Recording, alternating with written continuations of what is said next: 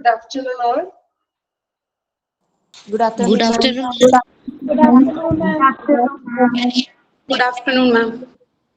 Good afternoon, ma'am. Okay. Good afternoon, ma'am. Then class Good will start. afternoon, ma'am. Good afternoon, ma'am.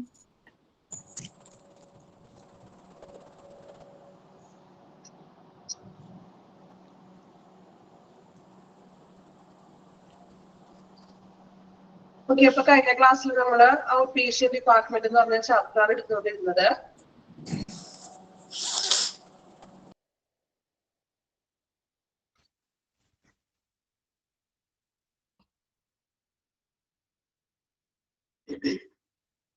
അപ്പൊ out പേഷ്യന്റില് നമ്മള് എന്താണ് out patient അല്ലെ, OPD എന്താണ്, then OPD വരുന്ന കാര്യങ്ങൾ എന്തൊക്കെയായിരുന്നു?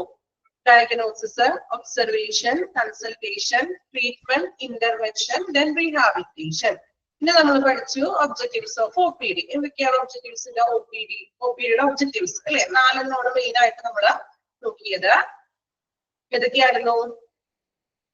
ക്വാളിറ്റി കെയർ പ്രൊവൈഡ് ചെയ്യുക, ദെൻ മോഡേൺ ടെക്നിക്സുകൾ കൊണ്ടുവരിക ട്രീറ്റ്മെന്റ്സിന് വേണ്ടി, ദെൻ പേഷ്യന്റിന്റെ സംതൃപ്തിക്ക് വേണ്ടിയിട്ട് ഫെസിലിറ്റീസുകൾ അല്ലെ, സൗകര്യങ്ങൾ ഹോസ്പിറ്റലിലെ ഫെസിലിറ്റീസുകൾ കൊണ്ടുവരിക, ദെൻ ഗുഡ് പബ്ലിക് റിലേഷൻ, നല്ലൊരു പബ്ലിക് റിലേഷൻ ആയിരിക്കണം ഒരു ഹോസ്പിറ്റലിൽ മെയിൻറ്റെയിൻ ചെയ്ത് പോകേണ്ടത്. ദെൻ ലാസ്റ്റ് വൺ നമ്മൾ നോക്കിയത് ലൊക്കേഷൻ ആണ്. എവിടെയായിരുന്നു ലൊക്കേഷൻ? OPD ലൊക്കേറ്റ് ചെയ്തിരിക്കുന്നത് എവിടെയാണ്? ലൊക്കേറ്റ് ചെയ്തിരിക്കുന്നത് OPD ഗ്രൗണ്ട് ഫ്ലോറിലാണ് അല്ലെ. ഇത് നമ്മൾ പറഞ്ഞു IPDയുമായിട്ട് ഷെയർ ചെയ്തിട്ടുണ്ട്. യൂണി ഡയറക്ഷണൽ ഫ്ലോ ആണ്, അതുപോലെ തന്നെ സ്കോപ്പ് ഓഫ് എക്സ്പാൻഷൻ ഉണ്ട്.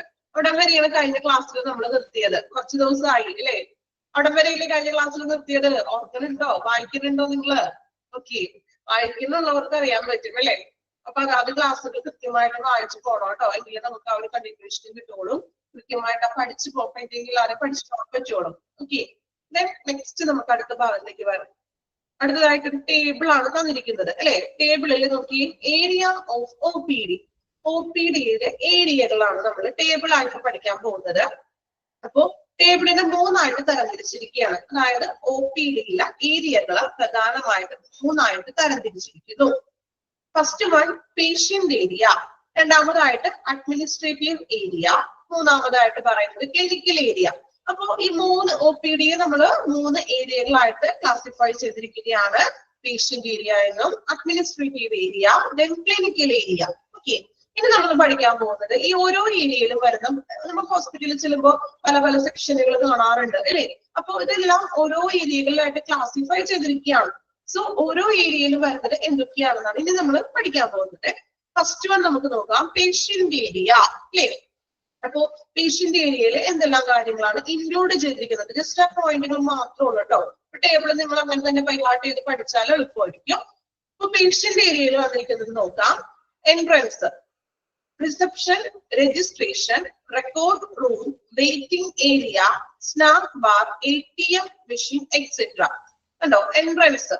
അപ്പോ നമ്മൾ ഈ പറഞ്ഞിരിക്കുന്ന ഏരിയകളില്, അതായത് എൻട്രൻസ്, റിസപ്ഷൻ, ഇവിടെ എല്ലാം നമ്മൾ പേഷ്യന്റ് ചെല്ലുന്ന ഏരിയകളാണ്. ആണോ? നിങ്ങൾ ഹോസ്പിറ്റലിൽ ചെല്ലുമ്പോൾ നിങ്ങൾ ചെല്ലുന്ന ഏരിയകളല്ലേ? ആണോ? നമ്മൾ എൻട്രൻസിൽ ചെല്ലണം, റിസപ്ഷനിൽ പോകും, രജിസ്ട്രേഷൻ ചെയ്യാനായിട്ട് വേണം. അതുപോലെ റെക്കോർഡ് റൂം എന്ന് വെച്ചിട്ടുണ്ടെങ്കിൽ എന്താണ് റെക്കോർഡ് റൂം? നമ്മുടെ പേഷ്യൻസിന്റെ ഇതുപോലെ ഡീറ്റെയിൽസും നമ്മുടെ മെഡിക്കൽ അല്ലെങ്കിൽ ചാർട്ടുകളും മറ്റും കൊടുക്കുന്ന ആ ഒരു റൂം നമ്മൾ ആ റിസപ്ഷന്റെ ഏരിയയിലായിട്ട് ഏകദേശം അടുക്കുന്നതിനുള്ള ഒരു റൂമാണ് റെക്കോർഡ് റൂം എന്ന് പറയുന്നത്. വെയിറ്റിംഗ് ഏരിയ, നമ്മൾ ഡോക്ടറെ കാണാനായിട്ട് വെയിറ്റ് ചെയ്തിട്ട് ഇരിക്കും ഇല്ലേ. ഡോക്ടറിന്റെ റൂമിന് പുറത്തായിട്ട് ചെയറുകളൊക്കെ ഉണ്ടാകും, നമ്മൾ waiting area. Then snack bar, ഹോസ്പിറ്റലിന്റെ ഉള്ളിൽ തന്നെ ചെറിയ ഒരു ലഘു ഭക്ഷണശാലകൾ ചെറിയൊരു സ്നാക്ക് ബാർ പോലെയൊക്കെ ഉണ്ടാകും. കണ്ടിട്ടുണ്ടോ? ഹോസ്പിറ്റലുകളുടെ ഉള്ളിൽ തന്നെ ഇപ്പൊ നമ്മൾ അഡ്മിറ്റ് ആകുമ്പോൾ നമുക്ക് ചെറിയ എന്തെങ്കിലും സ്നാക്സോ അങ്ങനെയുള്ള ചെറിയ ഐറ്റംസുകളോ ചെറിയൊരു സ്നാക്ക് ബാറൊക്കെ ഹോസ്പിറ്റലിന്റെ അകത്ത് തന്നെ ഉണ്ടാവും. അപ്പൊ snack bar, ATM machine etcetera. ഹോസ്പിറ്റലുകളിൽ ATM മെഷീൻസ് ഉണ്ടാകും. എല്ലാ ഹോസ്പിറ്റലിലും കാണണമെന്നില്ല, എങ്കിലും കുറച്ചും കൂടി മൾട്ടി ഡെവലപ്ഡ് ആയിട്ടുള്ള, കുറച്ചും കൂടി ടെക്നോളജി ഡെവലപ്പിംഗ് ആയിട്ടുള്ള ഹോസ്പിറ്റലിലൊക്കെ ആണെങ്കിൽ ATM മെഷീൻ ഒക്കെ ഉണ്ടാകും. സോ ഇതെല്ലാമാണ് പേഷ്യന്റ് ഏരിയയിൽ ഇൻക്ലൂഡ് ചെയ്യുന്നത്. അപ്പൊ നിങ്ങൾക്ക് നോക്കുമ്പോൾ തന്നെ മനസ്സിലാകും നമ്മൾ പേഷ്യന്റ് ചെല്ലുന്ന ഏരിയകളാണത് അല്ലേ. ഒന്നുകൂടി പറയാം കേട്ടോ, പേഷ്യന്റ് ചെല്ലുന്ന ഏരിയകൾ. എക്സാമ്പിൾ മാത്രമാണ് അവിടെ തന്നിരിക്കുന്നത്. പേഷ്യന്റ് ഏരിയയിൽ ഇൻക്ലൂഡഡ് ആയിട്ടുള്ള കാര്യങ്ങള് എൻട്രൻസ്. എൻട്രൻസിൽ നമ്മൾ ചെല്ലാറുണ്ട് അല്ലെ? പേഷ്യന്റ് നമ്മൾ ഫസ്റ്റ്ലി എൻട്രൻസിൽ ചെയ്യുന്നു. Reception, registration, record room, waiting area. Area എന്ന് തന്നെയാണോ ടെക്സ്റ്റിൽ കിടക്കുന്നത്? കറക്റ്റ് ആയിട്ടാണോ? വെയിറ്റിംഗ് ഏരിയ എന്നാണോ? എന്തെങ്കിലും മിസ്റ്റേക്ക് ഉണ്ടോ? ഓക്കെ, ഏരിയ എന്ന് തന്നെയാണ്. Waiting area, snack bar, ATM machine etcetera. ഇതെല്ലാമാണ് പേഷ്യന്റ് ഏരിയയിൽ ഇൻക്ലൂഡ് ചെയ്യുന്നത്. ഇത് ഡീറ്റെയിൽ ആയിട്ടൊന്നും പഠിക്കാനില്ല കേട്ടോ. ജസ്റ്റ് ഓരോ ഏരിയയിലും എന്തെല്ലാമാണ് ഇൻക്ലൂഡ് ചെയ്തിരിക്കുന്നത് അത്രയും നിങ്ങൾക്ക് പഠിക്കാനുള്ളൂ. അതിൽ കൂടുതൽ നമ്മൾ എക്സ്ട്രാ ഒന്നും പഠിക്കേണ്ട ആവശ്യമില്ല. സോ കൃത്യമായിട്ട് ഓരോ ഏരിയയിൽ വരുന്ന പേരുകൾ ഒന്ന് പഠിച്ചു വെക്കാം. പേരുകൾ പഠിച്ചു വെക്കാൻ വല്ല ബുദ്ധിമുട്ടുണ്ടോ? എക്സാമിന് ഏത് രീതിയിലാണ് ക്വസ്റ്റ്യൻ ചോദിക്കുന്നത് എന്ന് പറഞ്ഞുതരാം. ഓക്കെ, അപ്പൊ പേഷ്യന്റ് ഏരിയയിൽ നമ്മൾ നോക്കിയത് entrance, reception, registration, record room, waiting area, snack bar, ATM. ഇതെല്ലാമാണ് പേഷ്യന്റ് ഏരിയയിൽ ഉൾപ്പെടുന്നത്. ക്ലിയർ ആണോ? പേഷ്യന്റ് ഏരിയ ജസ്റ്റ് എന്താണ് പേഷ്യന്റ് ഏരിയ, അതിനകത്ത് ഇൻക്ലൂഡ് ചെയ്തിട്ടുള്ളത് എന്തൊക്കെയാണെന്ന് പഠിക്കാം. ഇനി രണ്ടാമതായിട്ട് പറയുന്നത് അഡ്മിനിസ്ട്രേറ്റീവ് ഏരിയ. അഡ്മിനിസ്ട്രേറ്റീവ് എന്ന് പറയുമ്പോൾ ഒന്ന് ആലോചിച്ച് നോക്കി, എന്തായിരിക്കും അഡ്മിനിസ്ട്രേറ്റീവ് എന്ന് പറയുമ്പോൾ? നിങ്ങള് പോയിന്റ്സ് നോക്കണ്ട, അല്ലാതെ തന്നെ ഒന്ന് ആലോചിച്ച് നോക്കി. ഹോസ്പിറ്റലില്ല അഡ്മിനിസ്ട്രേറ്റീവ് ഏരിയ എന്ന് പറയുമ്പോൾ ഏത് ഏരിയ ആയിരിക്കും ഉദ്ദേശിക്കുന്നത്? അഡ്മിനിസ്ട്രേറ്റീവ് ഏരിയ ഒന്നും കിട്ടുന്നില്ല, ഒന്ന് ആലോചിച്ച് നോക്കി. അഡ്മിനിസ്ട്രേറ്റീവ് ഏരിയ എന്ന് പറയുമ്പോൾ ഏതായിരിക്കും അത്? എക്സാമ്പിൾ ഓക്കെ, അല്ലാതെ എന്താണ് അഡ്മിനിസ്ട്രേറ്റീവ് ഏരിയ കൊണ്ട് ഉദ്ദേശിക്കുന്നത്? അതായത് കുറച്ച് പൊസിഷൻസ് ഉള്ള ആളുകൾക്കൊക്കെ മാത്രം പറ്റുന്ന ഒരു ഏരിയ ആണ് അല്ലെ? നമുക്ക് എല്ലാവർക്കും പേഷ്യൻസിന് എല്ലാവർക്കും പോയിട്ട് അങ്ങനെ നമുക്ക് പേഷ്യന്റിന് പ്രാധാന്യം അധികം ഇല്ലാത്ത ഒരു ഏരിയ എന്ന് വേണമെങ്കിൽ പറയാം അല്ലെ? ഭരിക്കുന്ന നമുക്ക് അഡ്മിനിസ്ട്രേറ്റീവ് പൊസിഷനിൽ ഇരിക്കുന്നവരുടെ ഒരു ഏരിയ. ഇനി നമുക്ക് നോക്കാം അഡ്മിനിസ്ട്രേറ്റീവ് ഏരിയയിൽ എന്തൊക്കെയാണ് ഇൻക്ലൂഡ് ചെയ്തിരിക്കുന്നത്. ഇൻക്ലൂഡ് ചെയ്തിരിക്കുന്ന കാര്യങ്ങൾ നോക്കുമ്പോൾ എന്താണ് അഡ്മിനിസ്ട്രേറ്റീവ് ഏരിയ എന്ന് മനസ്സിലാവും കേട്ടോ. അഡ്മിനിസ്ട്രേറ്റർ ഓഫീസർ, അഡ്മിനിസ്ട്രേറ്ററിന്റെ officer, public relation officer, PRO ഉണ്ടാവില്ലേ ഹോസ്പിറ്റലുകളിൽ?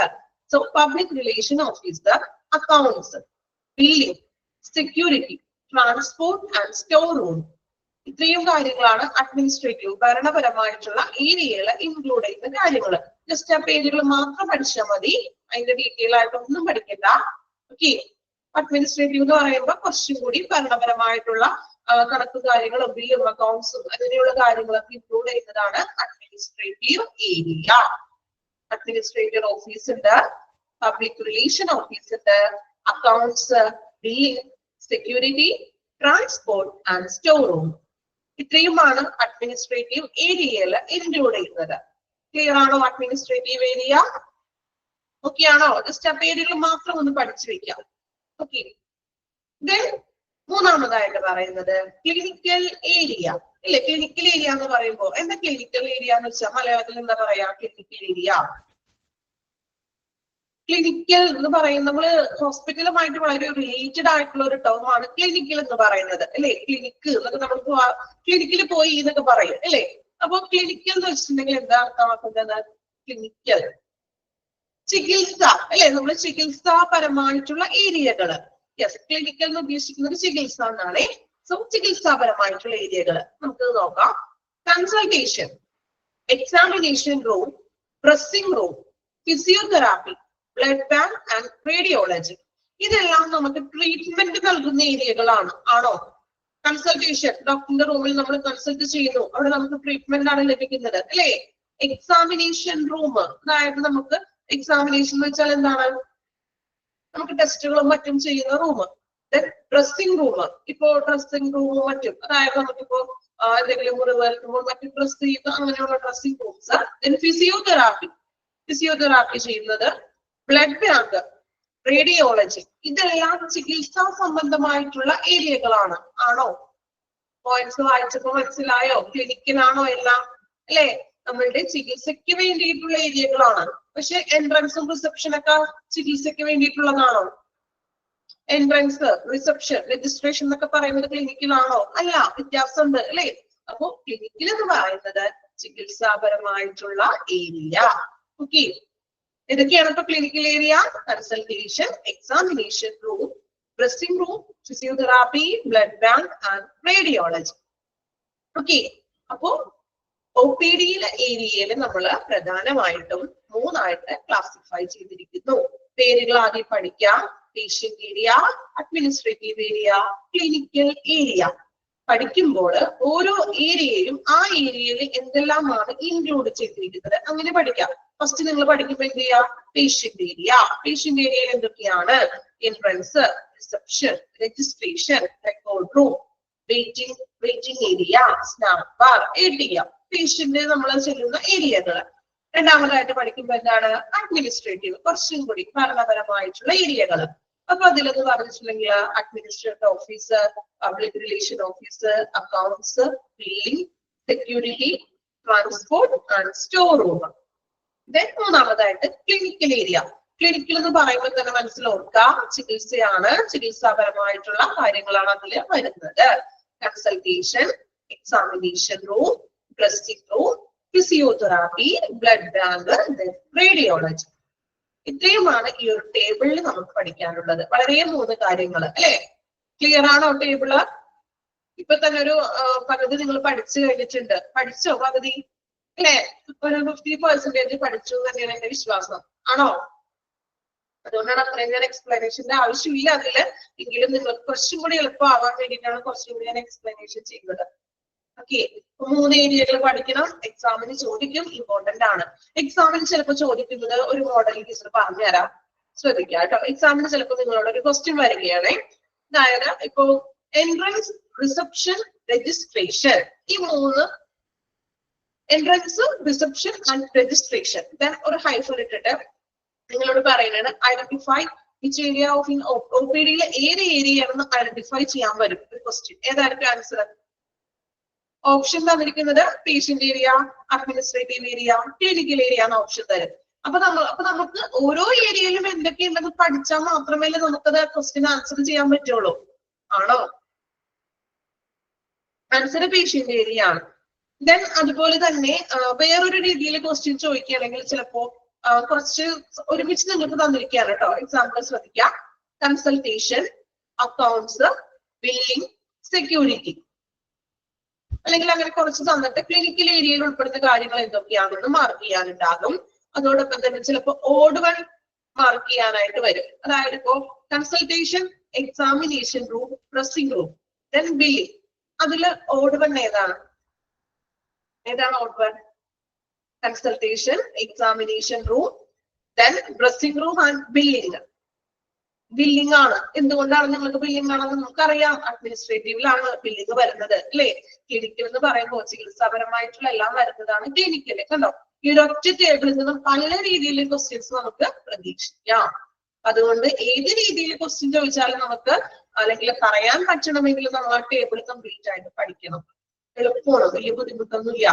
പേഷ്യന്റ് ഏരിയ എന്ന് പറയുമ്പോൾ ആലോചിക്കാം, നമ്മൾ ചെല്ലുന്ന ഏരിയകള്, നമ്മൾ ഹോസ്പിറ്റലിൽ ഒരു പേഷ്യന്റ് ആണല്ലോ, നമ്മൾ ചെല്ലുമ്പോൾ നമ്മൾ എവിടേക്കാണ് പോകുന്നത്? മെയിൻ ആയിട്ട് എൻട്രൻസിൽ പോകണം, രജിസ്ട്രേഷൻ, വെയിറ്റിംഗ് റൂമിൽ ഇരിക്കണം അല്ലെ? അതൊക്കെ നമ്മളുടെ പരമായിട്ട് മീൻസ് നമ്മൾ ചെല്ലുന്ന ഏരിയകൾ ഓർക്കുക. അഡ്മിനിസ്ട്രേറ്റീവ് എന്ന് പറയുമ്പോൾ നിങ്ങൾ ചിന്തിക്കുക, ഭരണപരമായിട്ടുള്ള കാര്യങ്ങളാണ്. നമുക്ക് പേഷ്യൻസ് വലിയ റോളൊന്നും അവിടെ ഇല്ല. ക്ലിനിക്കൽ ഏരിയ എന്ന് പറയുമ്പോൾ ആലോചിക്കുക, ചികിത്സാപരമായിട്ടുള്ള ഏരിയകൾ. നമുക്ക് ഫിസിയോതെറാപ്പിയോ, ബ്ലഡ് ബാങ്കോ, റേഡിയോളജി ഇതൊക്കെ നമുക്ക് ട്രീറ്റ്മെന്റ്സ് നൽകുന്ന ഏരിയകളാണ്. ഓക്കെ, ക്ലിയർ ആയോ എല്ലാവർക്കും? ഓക്കെ ആണോ? ഓക്കെ, ദെൻ ഒന്ന് വായിച്ചു നോക്കാം കേട്ടോ. ടേബിൾ ഒന്ന് വായിച്ചു നോക്കാം. മനസ്സിരുത്തി വായിക്കണേ. വായിക്കുമ്പോൾ തന്നെ മാക്സിമം അത് പഠിച്ചെടുക്കാൻ ശ്രമിക്കാം. ഓക്കെ, നമ്മൾ വായിക്കുന്നത് നമ്മൾ പഠിക്കേണ്ടത് വേണം നോക്കാം. ഓക്കെ, ടേബിൾ അല്ലേ, പെട്ടെന്ന് വായിച്ചു നോക്കാം, പഠിച്ചെടുക്കാൻ ശ്രമിക്കാം. എക്സാമിന് ഷുവർ ആയിട്ട് നിന്നും ക്വസ്റ്റ്യൻസ് പ്രതീക്ഷിക്കാം. അതുകൊണ്ടാണ് ഞാൻ ടീച്ചർ സമയം എടുത്ത് അതിനെ സ്ട്രെസ് ചെയ്തിട്ട് പറഞ്ഞു പോയത്. ഓക്കെ, വായിച്ചു വായിക്കുമ്പോൾ ഞാൻ പറഞ്ഞ പോലെ ഓരോ ഏരിയ എടുത്ത് വായിക്കാം കേട്ടോ. ഒരു മിസ് അങ്ങോട്ട് വായിച്ചു പോകരുത്. ഓരോ ഏരിയയിലും ഓരോ ഏരിയയിലും ഇൻക്ലൂഡ് ചെയ്യുന്നത് എന്തൊക്കെയാണ് അങ്ങനെ ഒന്ന് ഓരോന്നും സെപ്പറേറ്റ് ചെയ്തിട്ട് വായിച്ചു നോക്കാം.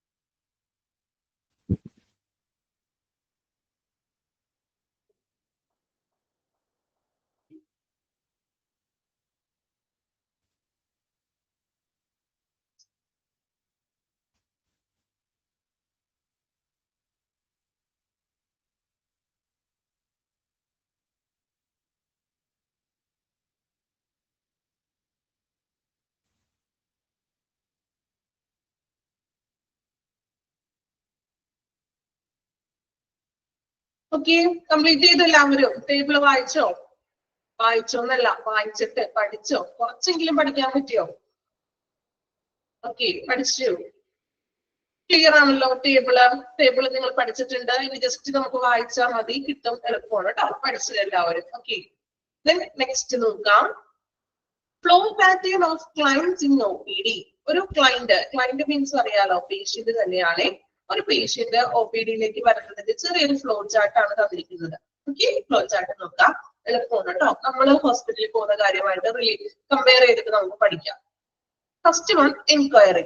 നമ്മൾ എൻക്വയറി ചെല്ലുന്നു. നമ്മൾ ഫസ്റ്റ് വൺ ആദ്യമായിട്ട് ഒരു ഹോസ്പിറ്റലിലേക്ക് പോകുകയാണെന്ന് വിചാരിക്കാം. അപ്പൊ നമ്മൾ എന്ത് ചെയ്യും? ആദ്യം നമ്മൾ എൻക്വയറി ചെല്ലും, അല്ലെ? എൻക്വയറി ചെന്നു, നമ്മൾ വിവരങ്ങളൊക്കെ ചോദിച്ചു, ഏത് ഡോക്ടറാണ്, എങ്ങനെയാണ് കാര്യങ്ങളൊക്കെ നമ്മൾ ചോദിച്ചറിഞ്ഞു. രജിസ്ട്രേഷൻ. നമ്മൾ രജിസ്ട്രേഷനിൽ പോയി, നമ്മൾ ഇന്ന ഡോക്ടർക്കാണ് അപ്പോയിന്റ്മെന്റ് എടുത്തു. Waiting hall. നമ്മൾ എന്ത് ചെയ്തു? ഡോക്ടറെ കാണാൻ വേണ്ടി നമുക്ക് ടോക്കൺ നമ്പർ ഒക്കെ കിട്ടി, നമ്മൾ വെയിറ്റ് ചെയ്തിരിക്കുകയാണ് നമ്മുടെ നമ്പർ വിളിക്കാൻ വേണ്ടിയിട്ട്. Waiting whole. വെയിറ്റിംഗ് ഹാളിൽ ഇരുന്നു. കൺസൾട്ടേഷൻ റൂമിൽ നമ്മുടെ നമ്പർ വിളിച്ചു, നമ്മൾ എന്ത് ചെയ്തു? ഡോക്ടറെ കാണാനായിട്ട് കൺസൾട്ടേഷൻ റൂമിലേക്ക് കയറി.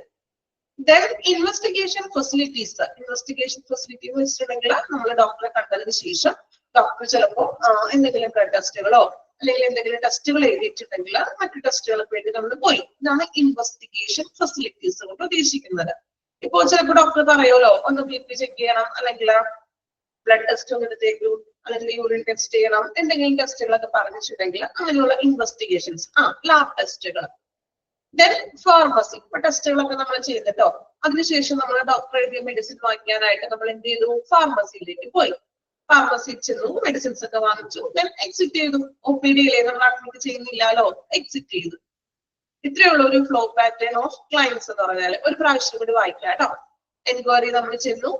നമ്മൾ വായിക്കുമ്പോൾ നമ്മൾ ചെന്ന കാര്യം ഒന്ന് ആലോചിക്കാം. നമ്മൾ ആദ്യമായിട്ട് ഒരു ഹോസ്പിറ്റലിലേക്ക് പോവുകയാണ്. സോ നമ്മൾ ആദ്യം തന്നെ എന്ത് ചെയ്തു? എൻക്വയറി ചെന്നു. ഇത് ടെക്സ്റ്റ് നോക്കണ്ട, നമ്മൾ മനസ്സിൽ തന്നെ ഒന്ന് പഠിച്ചോ നോക്കാം കേട്ടോ. എൻക്വയറി ചെന്നു. എൻക്വയറി ചെന്നിട്ട് നമ്മൾ വിവരങ്ങളൊക്കെ അന്വേഷിച്ചു. നമ്മൾ രജിസ്ട്രേഷൻ ഡിപ്പാർട്ട്മെന്റിൽ ചെന്നു, രജിസ്ട്രേഷൻ എടുത്തു, വെയിറ്റിംഗ് ഹാളിൽ വെയിറ്റ് ചെയ്തു, ഡോക്ടറെ കണ്ടു, ഇൻവെസ്റ്റിഗേഷൻ ടെസ്റ്റുകൾ ചെയ്തു, ഫാർമസി പോയി, മെഡിസിൻ വാങ്ങിച്ചു, എക്സിറ്റ് ചെയ്തു. കിട്ടിയോ? ഫ്ലോ ചാർട്ട് ക്ലിയർ ആണോ? ഓക്കെ, വളരെ സിമ്പിൾ ആയിട്ട് പറഞ്ഞു പോയില്ലേ നമ്മള്? ആണോ? ആർക്കെങ്കിലും മനസ്സിലാവാത്തതുണ്ടോ ഇനി ഫ്ലോ ചാർട്ട്? എല്ലാവർക്കും ഓക്കെയാണോ? നമ്മള് ഹോസ്പിറ്റലിലൊക്കെ പോകുന്നവരല്ലേ, അപ്പൊ നമ്മൾ നമ്മളുടെ കാര്യം വെച്ച് നമുക്കിത് പഠിക്കാം, അല്ലേ? ഓക്കെ, ഒന്ന് വായിച്ചു നോക്കാം കേട്ടോ. ഫ്ലോ പാറ്റേൺ ഒന്ന് വായിക്കാം. ഒരു 3 ടൈംസ് ഒന്ന് പാറ്റേൺ വായിക്കണേ. 3 ടൈംസ് വായിക്കണം. 3 ടൈംസ് എന്ന് പറയണത് വായിക്കുന്നതിനോടൊപ്പം പഠിക്കണം.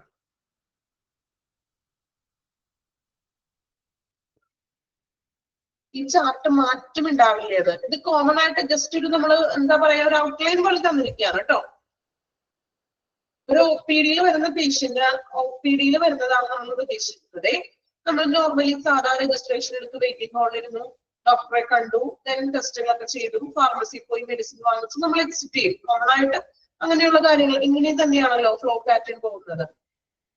ഇനി എക്സ്ട്രാ ചിലപ്പോൾ എന്തെങ്കിലും മറ്റു ടെസ്റ്റുകളോ അല്ലെങ്കിൽ എന്തെങ്കിലും എക്സ്ട്രാ ഒക്കെ പറയണുണ്ടെങ്കിലും അതും കൂടി ഇൻക്ലൂഡ് ആകാം. അതാണോ മാറ്റം വരില്ലെന്ന് ചോദിച്ചത്?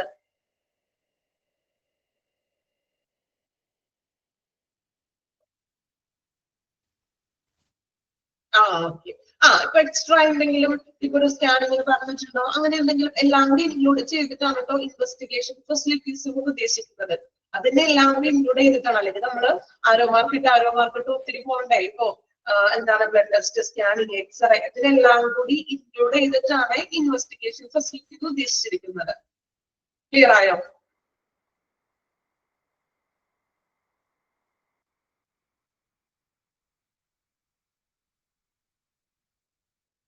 പാറ്റേൺ വായിക്കാം, പഠിക്കേണ്ട ആവശ്യമില്ലല്ലോ, നമുക്കറിയാലോ. വായിക്കുമ്പോൾ തന്നെ അത് പഠിച്ചു പോകാൻ പറ്റും.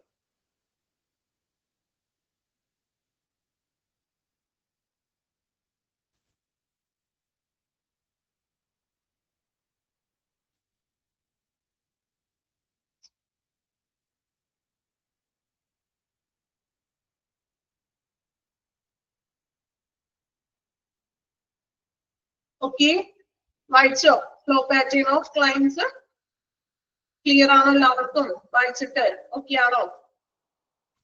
ദെൻ ഒരു കാര്യം കൂടി ചോദിക്കട്ടെ, ഞാൻ പറയുന്നത് ഓക്കെ ആണോ? ഫോളോ ചെയ്യാൻ പറ്റുന്നുണ്ടോ?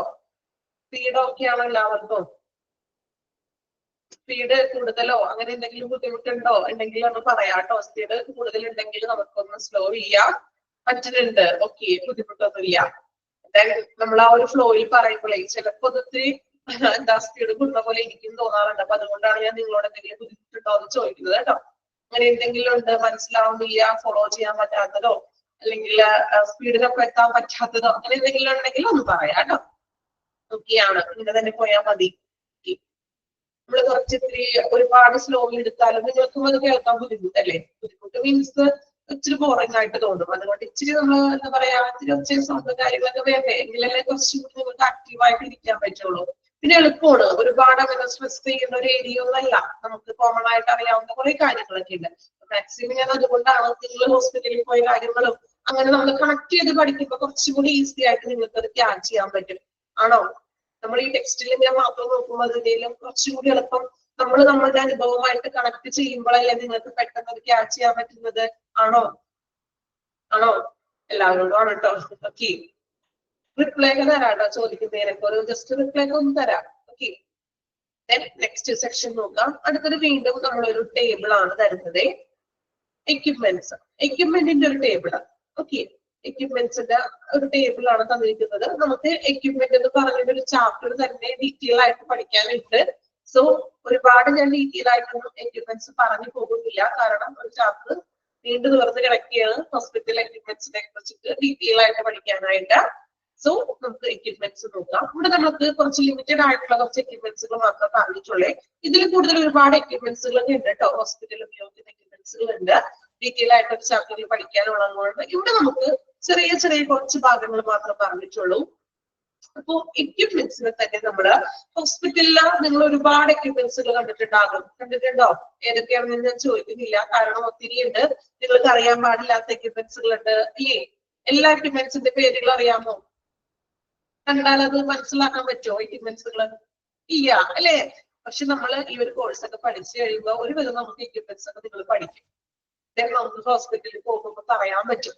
ഒത്തിരി കാര്യങ്ങൾ നമുക്ക് അറിയാത്തതൊക്കെ നമുക്ക് പഠിക്കാം അല്ലേ? അപ്പോ ഇവിടെ OPD-യുമായിട്ട് ബന്ധപ്പെട്ട ചെറിയ ചെറിയ കൊച്ചു എക്യുപ്മെന്റ്സുകളെ കുറിച്ചാണ് നമ്മൾ പഠിക്കാൻ പോകുന്നത് ടേബിളിൽ. സോ എക്യുപ്മെന്റ്സിനെ നമ്മൾ 4 ആയിട്ട് ഡിവൈഡ് ചെയ്തിരിക്കും, ക്ലാസിഫൈ ചെയ്തിരിക്കുന്നു. എക്യുപ്മെന്റ്സിനെ 4 ആയിട്ട് ക്ലാസിഫൈ ചെയ്തിരിക്കുന്നു. Diagnostic, therapeutic, monitoring, instruments. Okay, diagnostic, therapeutic, monitoring and instruments നമ്മൾ നേരത്തെ ടേബിൾ പഠിച്ചില്ലേ? അതുപോലെ തന്നെ ഓരോന്നിലും എന്തൊക്കെയാണ് ഇൻക്ലൂഡ് ചെയ്തത് ആ ഒരു രീതിയിൽ തന്നെ ക്വസ്റ്റ്യൻസ് നമുക്ക് പ്രതീക്ഷിക്കാം. First one, diagnostic. എന്താ ഡയഗ്നോസ്റ്റിക് എന്ന് വെച്ചിട്ടുണ്ടെങ്കിൽ, ഡയഗ്നോസ്റ്റിക് മലയാളത്തിൽ എന്താ പറയാ? നമ്മൾ ഒരുപാട് ചാപ്റ്ററിൽ ഡയഗ്നോസ്റ്റിക് പഠിച്ചു പോകുന്നുണ്ടല്ലോ. രോഗനിർണയം. അപ്പോ രോഗം കണ്ടുപിടിക്കാനും അങ്ങനെയുള്ള എക്യുപ്മെന്റ്സ് ഏതൊക്കെയാണെന്ന്, അതാണ് ഡയഗ്നോസ്റ്റിക് എക്യുപ്മെന്റ്സിൽ വരുന്നത്. ക്ലിയർ ആയോ? രോഗനിർണയം നിങ്ങൾ ടെക്സ്റ്റിന്റെ മുകളിൽ തന്നെ ഒന്ന് മലയാളത്തിൽ എഴുതി വെക്കുക കേട്ടോ. രോഗനിർണയത്തിന് വേണ്ടിയിട്ട് മലയാളത്തിൽ അറിയില്ല എങ്കിൽ എഴുതി വെക്കുക. നമുക്ക് പുതിയൊരു, നിങ്ങൾക്ക് ഇപ്പൊ ഒരു ഏതെങ്കിലും ഏത് ചാപ്റ്റർ ആയിക്കൊള്ളട്ടെ, പുതിയൊരു ടേം ആണ്, നിങ്ങൾ ആദ്യമായിട്ട് കേൾക്കുന്ന ടേം ആണെങ്കിൽ അതിന്റെ മീനിങ് ഒന്ന് എഴുതി വെക്കാം. ഓക്കെ, അപ്പോ ഡയഗ്നോസ്റ്റിക് നമ്മൾ പറഞ്ഞു, രോഗനിർണയം. അപ്പോ രോഗനിർണയത്തിന് വേണ്ടി നമ്മൾ ഉപയോഗിക്കുന്ന എക്യുപ്മെന്റ്സുകൾ ഏതൊക്കെയാണ്? ഓക്കെ, എക്സാമ്പിൾ നോക്കാം കേട്ടോ. BP apparatus, endoscope, portable x-ray, portable USG and echo.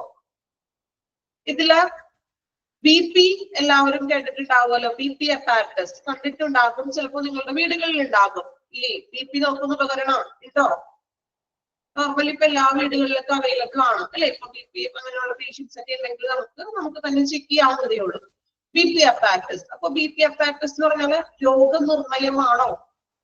നമ്മൾ BP ഉണ്ടോ എന്ന് നമ്മൾ ചെക്ക് ചെയ്യണല്ലേ? ഇപ്പൊ BP ഉണ്ടെന്ന് നമുക്ക് അറിയാൻ പറ്റും, എത്രത്തോളം ഉണ്ടെന്ന് നമുക്ക് അറിയാൻ പറ്റും. ദെൻ ഇനി പോർട്ടബിൾ എക്സ്റേ. എന്താ പോർട്ടബിൾ എക്സ്റേ? എക്സ്റേ എന്താണെന്ന് നമുക്ക് അറിയാം അല്ലെ? അപ്പൊ പോർട്ടബിൾ എക്സ്റേ എന്ന് പറഞ്ഞാൽ എന്താണ്? പോർട്ടബിൾ എക്സ്റേ, പോർട്ടബിൾ ചാർജർ എന്നൊക്കെ കേട്ടിട്ടുണ്ടോ? പോർട്ടബിൾ ചാർജർ, അതായത് പോർട്ടബിൾ മീൻസ് നമുക്ക് കൊണ്ട് നടക്കാൻ പറ്റുന്നത്. എൻഡോസ്കോപ്പ് പറയാം. നമുക്ക് ആദ്യം അറിയാവുന്ന കാര്യങ്ങൾ ഞാൻ ചോദിക്കുന്നതിനെ പറഞ്ഞുതരാം കേട്ടോ. പോർട്ടബിൾ എക്സ്റേ എന്ന് പറഞ്ഞാൽ വലിയ എക്സ്റേ മെഷീൻ ഒന്നുമല്ല നമുക്ക് കൊണ്ടു നടക്കാൻ പറ്റുന്നത്. അതായത് ഇപ്പൊ ഒരു ICUയിൽ നിന്ന് നമുക്ക് വെന്റിലേറ്ററിലോട്ടോ മൂവ് ചെയ്യിക്കാൻ പറ്റുന്നത്, എളുപ്പം നമുക്ക് മൂവ് ചെയ്യിക്കാൻ പറ്റുന്നത്. വലിയ ഇൻസ്ട്രുമെന്റ് അല്ല, നമുക്കത് മൂവ് ചെയ്യിക്കാനായിട്ട് എളുപ്പത്തിലുള്ള പോർട്ടബിൾ ആയിട്ട് കൊണ്ടു നടക്കാൻ പറ്റുന്ന രീതിയിലുള്ള എക്സ്റേ, അതാണ് portable x-ray. Okay, endoscope. Endoscopy എന്ന് കേട്ടിട്ടുണ്ടോ? എൻഡോസ്കോപ്പി എന്ന് കേട്ടിട്ടുണ്ടാവുമല്ലോ. കേട്ടിട്ടുണ്ടോ എൻഡോസ്കോപ്പി? ആരും ഇല്ല കേട്ടിട്ടുള്ളവര്? ഞാൻ ചോദിക്കുന്ന ഓർത്താണ് പറയാണ്ടിരിക്കുന്നത്. കേട്ടിട്ടുണ്ട്. നൗഷ ഓക്കെ, കേട്ടിട്ടുണ്ട്. അറിയില്ല എന്നാണോ? എന്ത് പറ്റി? കേട്ടെന്ന് പറഞ്ഞിട്ട് അറിയില്ല. കേട്ടിട്ടുണ്ട്. കൃഷ്ണപ്രിയ, കുറച്ചു പേരൊക്കെ ഉണ്ട്. ക്വസ്റ്റ്യൻ ചോദിക്കുന്ന ഓർത്ത് പറയാണ്ടിരിക്കുന്നത് കേട്ടോ. ക്വസ്റ്റ്യൻ ഒന്നും ചോദിക്കുന്നില്ല. സോ എൻഡോസ്കോപ്പി എന്തിനു വേണ്ടിയാണ് എൻഡോസ്കോപ്പി ചെയ്യുന്നത്? ഇങ്ങനെയുള്ള പേഷ്യൻസിനാണ്. ഒരു പനിയായിട്ട് പോയിട്ടുണ്ടെങ്കിൽ അപ്പൊ എൻഡോസ്കോപ്പി ചെയ്യാൻ പറയോ? നിങ്ങൾ ഒരു പനിയായിട്ട് ഹോസ്പിറ്റലിൽ ചെല്ലണേ, അപ്പൊ എൻഡോസ്കോപ്പി ചെയ്യണമെന്ന് പറയോ? ഏത് സിറ്റുവേഷനിലാണ് എൻഡോസ്കോപ്പി ചെയ്യാൻ പറയുന്നത്? ഹാർട്ട് പ്രോബ്ലം ആണോ എൻഡോസ്കോപ്പി? എൻഡോസ്കോപ്പി ചെയ്യുന്നത് എപ്പോഴാണ്? എന്തുമായിട്ട് റിലേറ്റഡ് ആയിട്ട് വരുന്ന അസുഖങ്ങൾ വരുമ്പോഴാണ്? യെസ്, സ്റ്റൊമക്ക് അല്ലെ? നമുക്ക് ഇന്റേണൽ ആയിട്ടുള്ള അല്ലെങ്കിൽ സ്റ്റൊമക്ക് ബേസ്ഡ് ആയിട്ടുള്ള എന്താണ് എന്തെങ്കിലും ബുദ്ധിമുട്ടുകൾ, വയറിനുള്ളിൽ എന്തെങ്കിലും ഗ്യാസ്ട്രിക് ആയിട്ടുള്ള പ്രോബ്ലംസോ അല്ലെങ്കിൽ അതുപോലെ വയറിനുള്ളിലെ പ്രോബ്ലംസ് ഒക്കെ കണ്ടുപിടിക്കാനായിട്ട് നമ്മൾ ഉപയോഗിക്കുന്ന ഒരു മെത്തേഡാണ് എൻഡോസ്കോപ്പി എന്ന് പറയുന്നത്. എൻഡോസ്കോപ്പ് എന്ന് പറയുന്നത് അതിനുവേണ്ടി ഉപയോഗിക്കുന്ന എക്യുപ്മെന്റിനെയാണ് നമ്മൾ എന്ത് വിളിക്കുക? എൻഡോസ്കോപ്പ് അല്ലെ? അതായത് നമ്മളുടെ വയറിന്റെ ഉൾഭാഗം ക്ലിയർ ആയിട്ട് കാണാനായിട്ട് ചെറിയൊരു ട്യൂബാണ്. ഈ ട്യൂബ് നമ്മുടെ വായിൽ കൂടെയൊക്കെ കിടക്കിയിട്ട് ഈ ട്യൂബിന് അറ്റത്തായിട്ട് ചെറിയൊരു ക്യാമറ ഉണ്ടാകും. ഓക്കെ, ഡീറ്റെയിൽ ആയിട്ടൊന്നും പഠിക്കാനൊന്നും ഇല്ലാട്ടോ, നമുക്ക് പേര് മാത്രമേ ഉള്ളൂ. ഇതൊക്കെ അറിയില്ലാത്തവർക്ക് വേണ്ടിയിട്ടാണ് പറയുന്നത്. നമ്മുടെ വയറിന്റെ ഉൾഭാഗം ഗ്യാസ്ട്രിക് ആയിട്ടോ അല്ലെങ്കിൽ സ്റ്റൊമക് ബേസ്ഡ് ആയിട്ടുള്ള അസുഖങ്ങളൊക്കെ ഉണ്ടെങ്കിൽ നമ്മുടെ വയറിന്റെ ഉൾഭാഗത്ത് പരിശോധനയ്ക്ക് വേണ്ടിയിട്ടാണ് നമ്മൾ എൻഡോസ്കോപ്പി ചെയ്യുന്നത്. ഈ അൾസർ അങ്ങനെയുള്ള വയർ സംബന്ധമായിട്ടുള്ള അസുഖങ്ങളൊക്കെ വരുമല്ലോ.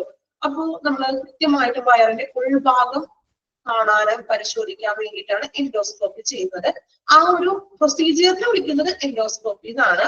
ചെയ്യുന്ന ഉപകരണത്തെ പറയുന്നതാണ് എൻഡോസ്കോപ്പ്. ക്ലിയർ ആയോ? ട്യൂബ് കടത്തി, ട്യൂബ് വഴിയാണ് ട്യൂബ് നമ്മുടെ വായുള്ളിലോട്ട് പ്രവേശിപ്പിച്ച് വയറിന്റെ അറ്റത്ത് ആ ട്യൂബിന്റെ അറ്റത്തായിട്ട് നേർത്ത് ചെറിയൊരു ക്യാമറ സെറ്റ് ചെയ്തിട്ടുണ്ടാകും. സോ ഈ ക്യാമറയിലൂടെ നമുക്ക് സിസ്റ്റത്തിലോട്ട് കണക്ട് ചെയ്തിട്ട് ആ വയറിന്റെ ഉൾഭാഗം ക്ലിയർ ആയിട്ട് ഡോക്ടർക്ക് കാണാൻ സാധിക്കും. സോ അപ്പൊ അവിടെ എന്തെങ്കിലും അൾസറോ അങ്ങനെ എന്തെങ്കിലും സിസ്റ്റുകളോ അങ്ങനെയൊക്കെ ഉണ്ടെങ്കിൽ നമുക്ക് എൻഡോസ്കോപ്പി ചെയ്യുമ്പോൾ അതിലൂടെ ക്ലിയർ ആയിട്ട് നമുക്ക് മോണിറ്റർ ചെയ്യാനായിട്ട് സാധിക്കുന്നു. ഓക്കെ, ജസ്റ്റ് എന്താണെന്ന് അറിഞ്ഞിരിക്കാം, എഴുതി കൊടുക്കണ്ട, അറിഞ്ഞിരിക്കാൻ വേണ്ടി മാത്രം, പേര് മാത്രമേ ഉള്ളൂ. ഓക്കെ, ക്ലിയർ ആണോ? എൻഡോസ്കോപ്പ് എന്താണെന്ന്? എൻഡോസ്കോപ്പി എന്ന് പറയുന്നത് ആ ഒരു പ്രവർത്തനത്തെയാണ്. എൻഡോസ്കോപ്പ് എന്ന് പറയുന്നത് ആ ഒരു മീൻസ് നമ്മൾ ചെയ്യുന്ന ഒരു എക്യുപ്മെന്റ് ഉണ്ടല്ലോ, അതായത് നേരത്തെ ട്യൂബാണ്, അത് വേറെ ഒന്നുമില്ല, ചെറിയൊരു എക്യുപ്മെന്റ് ആണ്. ഓക്കെ, ക്ലിയർ ആണോ endoscope? Okay, then portable x-ray നമ്മൾ പറഞ്ഞു, നമുക്ക് മൂവ് ചെയ്യിപ്പിക്കാൻ പറ്റുന്ന രീതിയിലുള്ള എക്സ്റേ.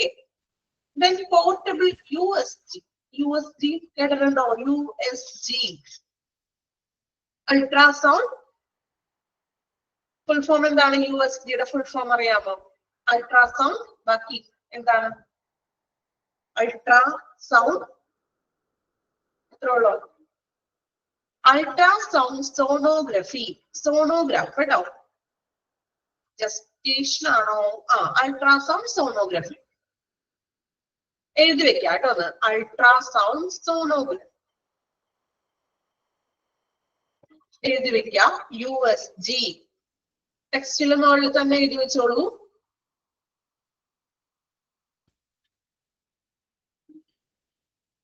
Ultrasound sonography. സ്പെല്ലിംഗ് അറിയാലോ? കമന്റ് ചെയ്തിട്ടുണ്ടായിരുന്ന ആരോ? സ്പെല്ലിംഗ് അറിയാലോ? പറയണ്ടല്ലോ. അൾട്രാസൗണ്ട് സോണോഗ്രഫി എക്സാമിന് ചോദിക്കാറുണ്ട് കേട്ടോ. അത് ഒന്ന് എഴുതി വെച്ചോളൂ. USG expanded form of USG. Question ചോദിക്കാം അല്ലെ? Ultrasound sonography.